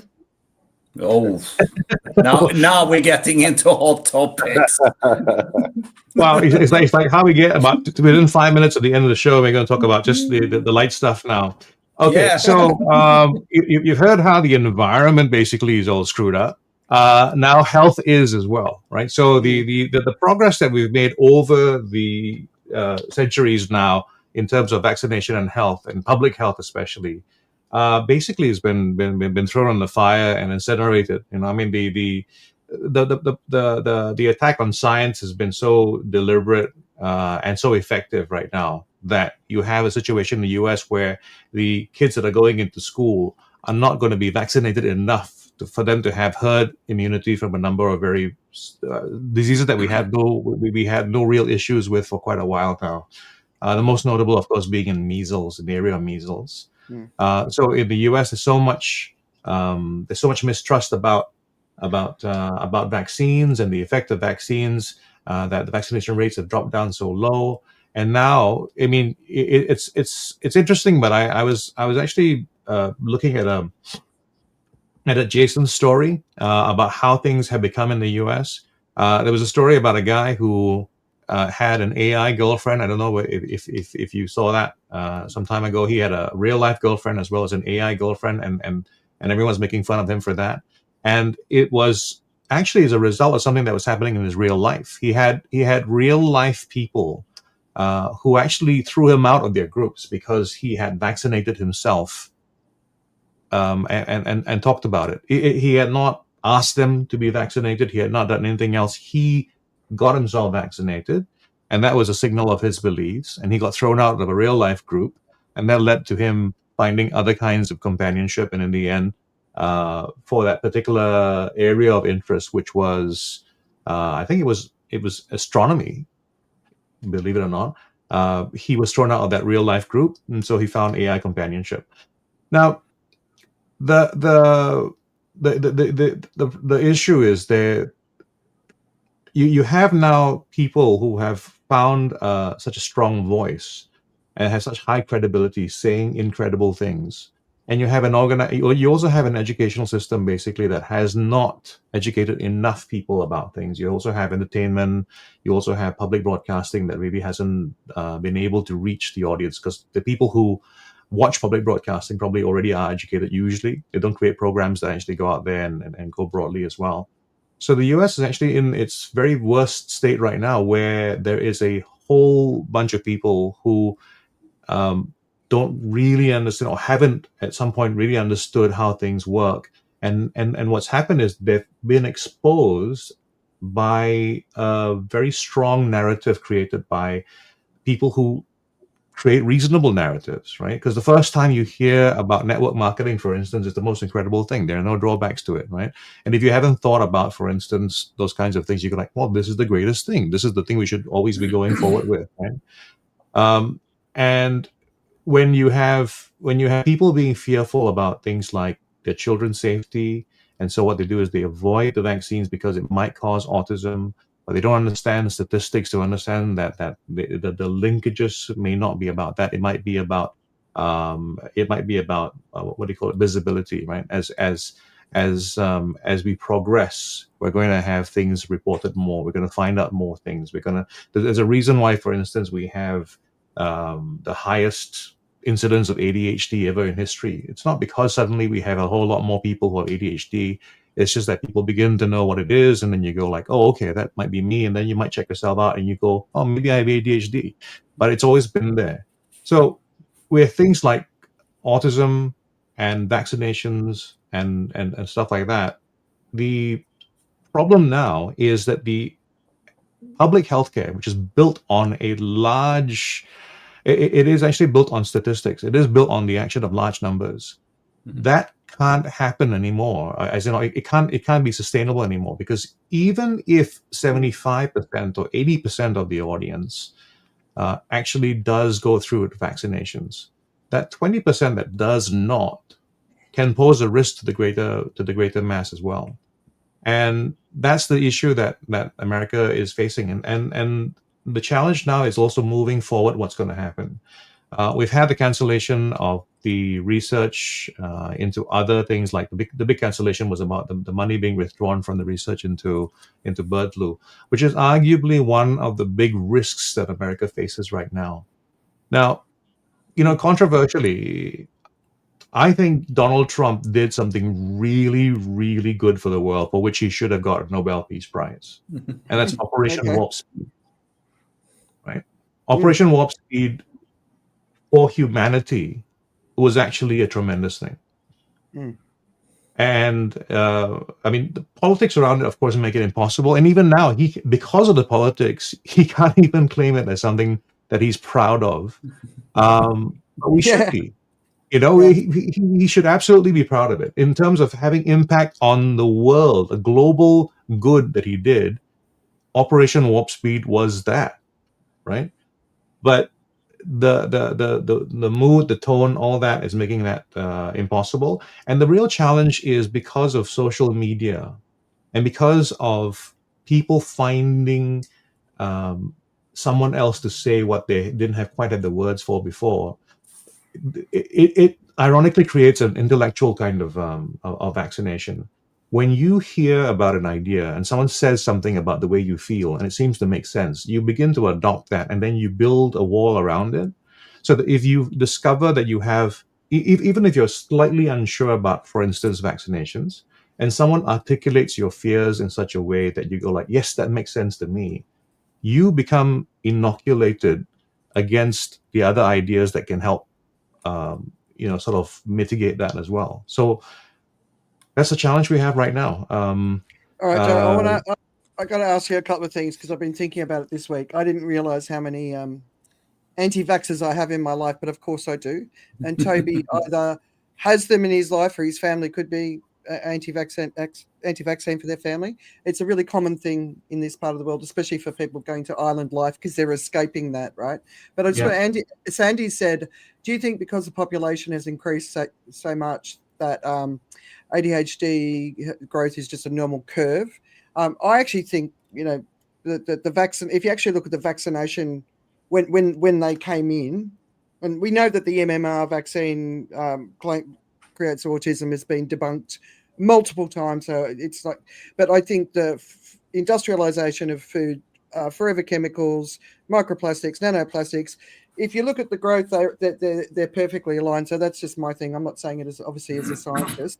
Sandy doesn't think he deserves anything, and Dr. Fauci should get the Nobel Prize for what he did. And of course, how divisive is that as an opinion if you're an American, right? I thought Dr. Fauci was amazing.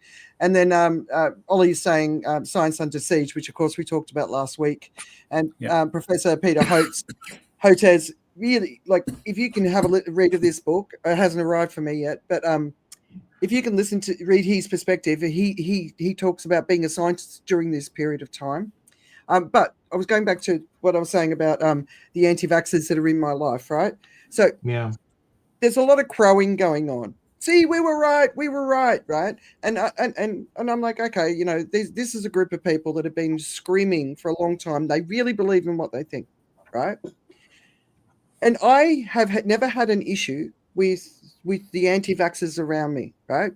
My kids, I vaccinated the shit out of them because my mum was a nurse, and because my aunt, who's now in a wheelchair, has had a whole life living with polio, and it's been really, really hard watching that. She's an incredible woman. She's so strong. I'm thinking I should interview her just to give people a sense, right?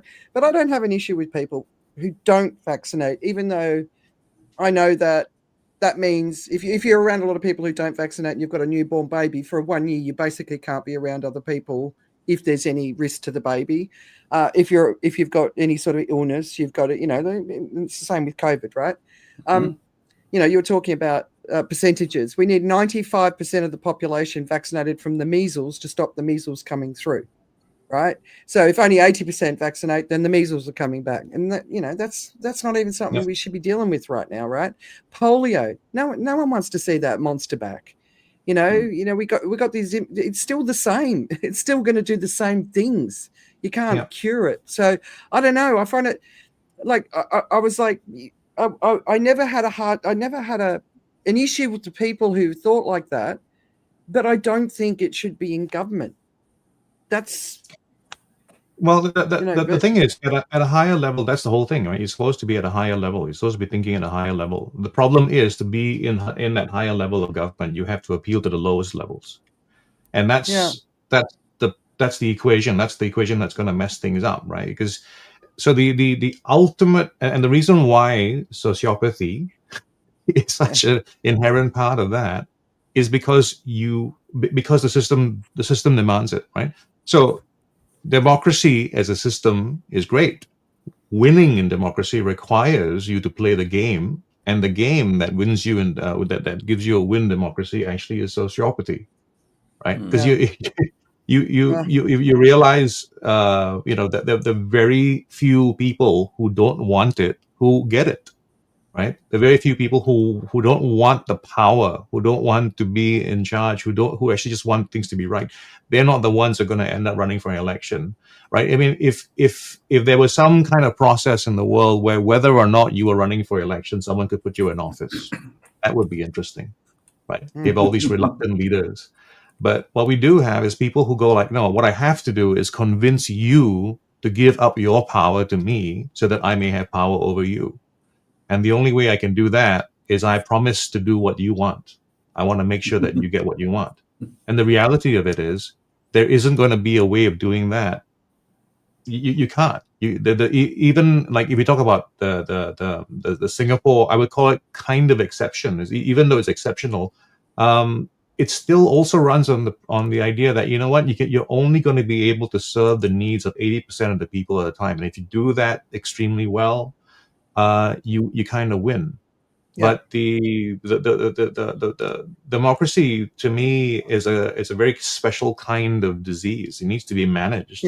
But 80% of Americans want vaccination. Like there's a big push for it, but I don't know. It's just that this small percentage is now in a position of power, and I'll tell you how it works, right? For vaccinations, Toby. Sorry?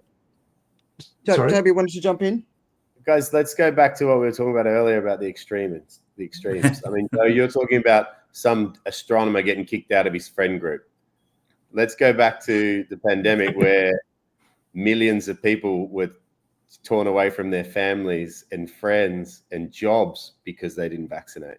So let's be very clear that, treatment on both sides is extreme, right? Like, I know. But there's no victim play for either side, right? Like this is the way the system is built. Yep. Now we've created these very two clear pockets. You're anti-vax and you're vax, right? And it's mental. And then we're talking about we talk about in the waste world, how do we get people to separate? Wow, it'd be great if we could lift the needle like a couple of points. But now we're talking about we need 95% coverage from a specific drug that is built by a private company. Let's be like really. So we can't fix waste. We can't fix energy. We can't fix the environment because we can't get the critical mass. But oh shit, we can get up to the 90s. And we must have 95% coverage. Let's go back to Andrea's sort of critical thinking with Jax, I believe it was. What's the play here? Do you know what I mean? Like I'm all for living safely, but if we talk about ADD, and Andrea and I talked about this earlier this week, since coming to Bali and moving out of town and getting into more and more nature and more physical and better food, cleaner food, which I believe, Andrea, I 100% agree with you around preservatives and all that sort of jazz. And I think there's very clear links with there. But I've stopped all medication.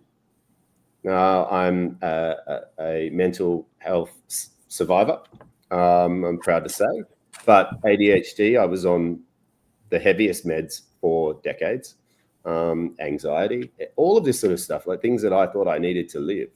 But moving some of these other things. And so I guess I'm not going to fight either side, but I can see both sides. I can see both fights. We're force-fed like for the foie gras geese, but by the same media that we were whinging and bitching about earlier at the start of the podcast.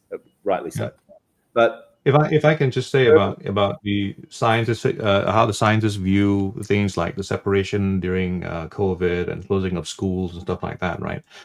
Because I work with CIDR, which is an organization here about diseases and stuff. When they look back at that time, they don't look at it and say that was a good move. They don't say that was a good thing. They don't think that was the best of moves. They realize that there were mistakes that were made along the way. And the challenge is about making moves based on the best available information or knowledge at the time. Right? If you make a choice and it's at least based on some ideas, you go like, okay, this strategically looks and seems to make sense. So just a simple example about why COVID is such a hot potato as well, is that the vaccines, when they were developed and when they were first rolled out, and this is when we go back to the different variants. Right now we are at Omicron and beyond.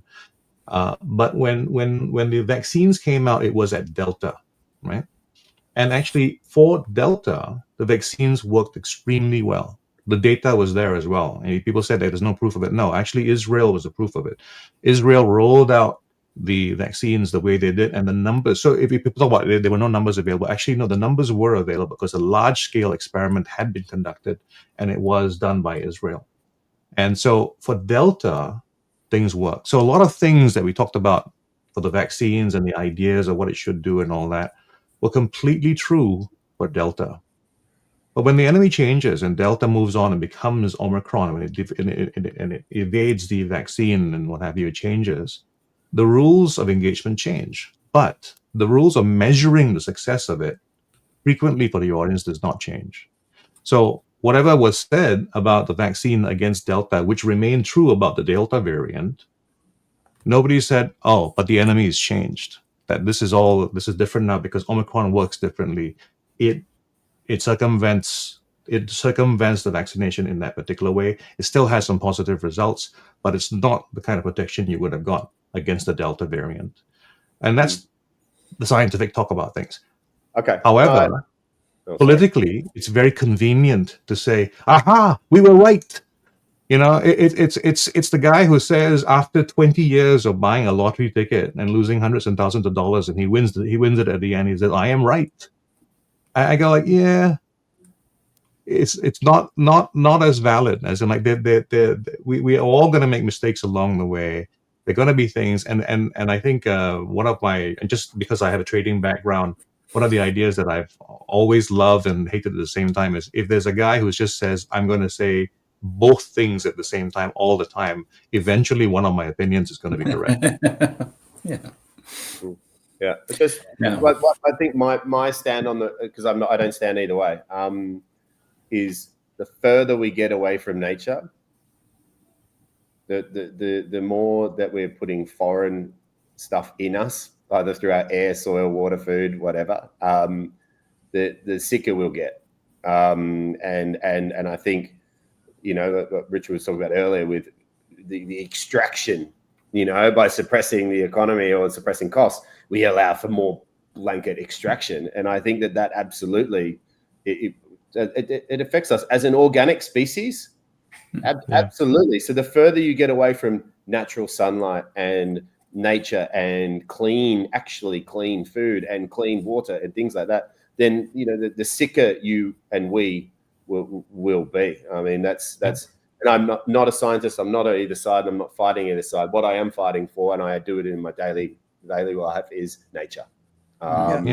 Being as close to that as possible. We can't consume our way out of waste.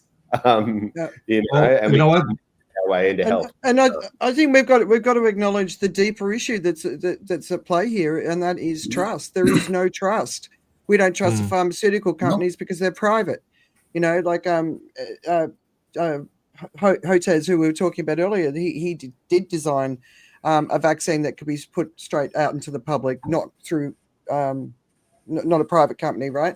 There's no trust anymore, so we don't trust anything. And if you don't trust anything, no wonder the democracies, we don't trust our governments, we don't trust the private companies, we don't trust our healthcare, we don't trust the legal system, our police. Like we don't trust the media, we don't trust social media, we don't trust our neighbours, we don't trust anyone. And that's the problem. We've got to get some level of consensus. It's like the collective good needs to come back into the center of things rather than, this tiny percentage that benefits in all of these different places. That's one of the things I love about living in Asia. The collective good is at the center of societies in this part of the world. But it didn't matter what people in Asia did. It didn't matter what Singapore did. While America was keeping their borders open and letting COVID run free and people jumping on planes still traveling everywhere. The way Europe and, if I've said it before, if the Western world looked to Asia on how to manage COVID, it would have been a much better process, right? In its tracks, right? And it was that arrogance towards the virus. Viruses, I couldn't believe it at the time what people were saying. I'm like, you don't go to war with the virus because you're never going to win. Like, it was crazy. Yeah. Well, I just wanted to say that in terms of, going back to nature, about cohesiveness, all those things, these are all things supported by science. There is science that shows all this is true, by the way. So don't push away science because you assume that it's going to be leaning you towards technology. A lot of science actually says technology isn't that good as well. So, and the thing is, none of that is fundamentally 100% true. There are always different circumstances, right? So someone who's suffering from any kind of like a mental challenge, what have you, the environment is absolutely something to do with it. If you're in an urban environment and you're perhaps someone who's just, who knows, right? I mean, fundamentally, you're the Bendigo boy. You love things the way it was. That's what formed you. And when you came back, you went like, oh, this is really good. This feels comfortable. It's not a challenge, right? Whereas when we go into an environment where we're always being hit by all kinds of stimulus everywhere, because I think I'm undiagnosed ADHD, but I've got all the stimulus happening all the time. Now, I happen to be someone who copes, I think, with that, but I can see how it's challenging. Not everybody's going to be able to handle that large volume of things, and different people are going to act out differently. If we figure a way to have people know more about more things and just have an epidemic of wisdom, I think that could be interesting. I don't know. When I turned up in Phuket 8 years ago, I reckon I spent about 6 months going, wow, it's good to get out of Singapore, man. You don't realize it when you're in it. I mean, it's an intense place, and I'm consciously not doing that. All right, one final quick story. The Nerd Reich are buying TikTok. So if you haven't heard what the Nerd Reich is, there's a guy called Gil Duran who's been talking about it for years and years and years. Mainstream media is looking into it. So Oracle and Andreessen Horowitz. So Andreessen is Mark Andreessen, who's one of the Nerd Reich members. But Oracle, obviously, Larry Ellison, who's someone I used to come across in my working life. And seriously, that man, do you know he was the richest man in the world for 24 hours last week? Yeah. Yeah. So the database company's back. All right. So the final thing we do, what are you doing apart from everything that we've talked about today, and including work? What's keeping you distracted? Something that other people could take. Oh, I'm happy to go first. I'm favorite sport is cycling. We're in World Championship week starting Sunday, I think, with the time trials. Okay. And for the first time ever, they're held in Africa, which I think is kind of interesting. So what I've seen so far, our organization is excellent. They've re-tarmacked the road. It should be a fantastic race culminating next Sunday with the men's elite road race. The circuit in Kigali, it looks, actually, I think someone dug up statistics and said it's going to be the most climbing we have ever had in the World Championships for about 80 years. They're going to do 6,100 meters of vertical climbing next Sunday, which by any metric is an absolutely brutal day. And we don't know what the temperature will look like. They promised that it wouldn't be extreme, but extreme, I think, in cycling protocol would be over 40, so it could be mid-30s. 275K with 6,000 meters plus of climbing in 35 degrees. Good luck, guys. Yeah. Oh, I used to race bikes. All right, Toby, what about you? What's keeping you distracted? I saw your little one just come in then.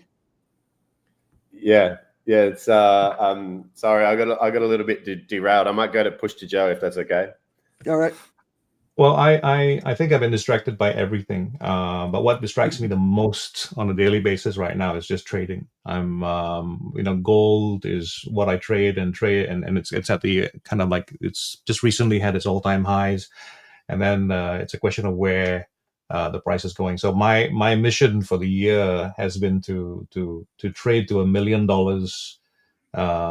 in profits for myself, and I'm also just re-engaged with a group of students who I taught to trade some time ago, and I want to take them to a similar place as well. So that's my big thing.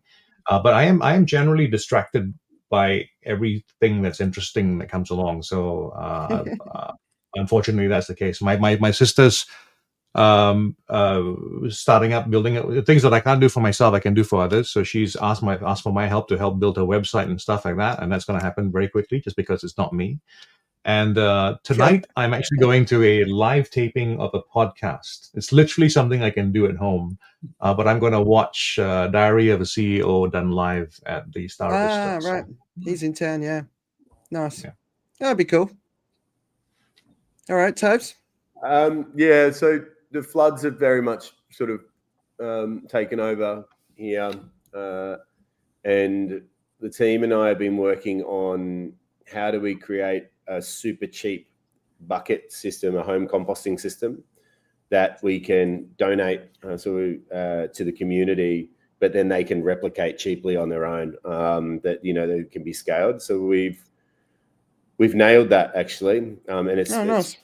It's about $5 Sing a bucket, $4 Sing a bucket. We'll put our microbes in there, and we're donating 2,500 of those over the coming weeks, just to get the organics out of the waste flow, which means that less mixed waste, which means it can be managed properly and doesn't end up in rivers and streams and block drains and cause or add to the issues that we've been facing. So that's been my distraction away from sort of day-to-day dadding, husbanding, trying to find time to hang out with friends, but mostly just hanging out at the factory. So that's been the big distraction for me, and just trying to, once again, I think, act, not talk about anything, or, not study floods, actually get in and kind of, do what we can do with what we have, the resources that we have available.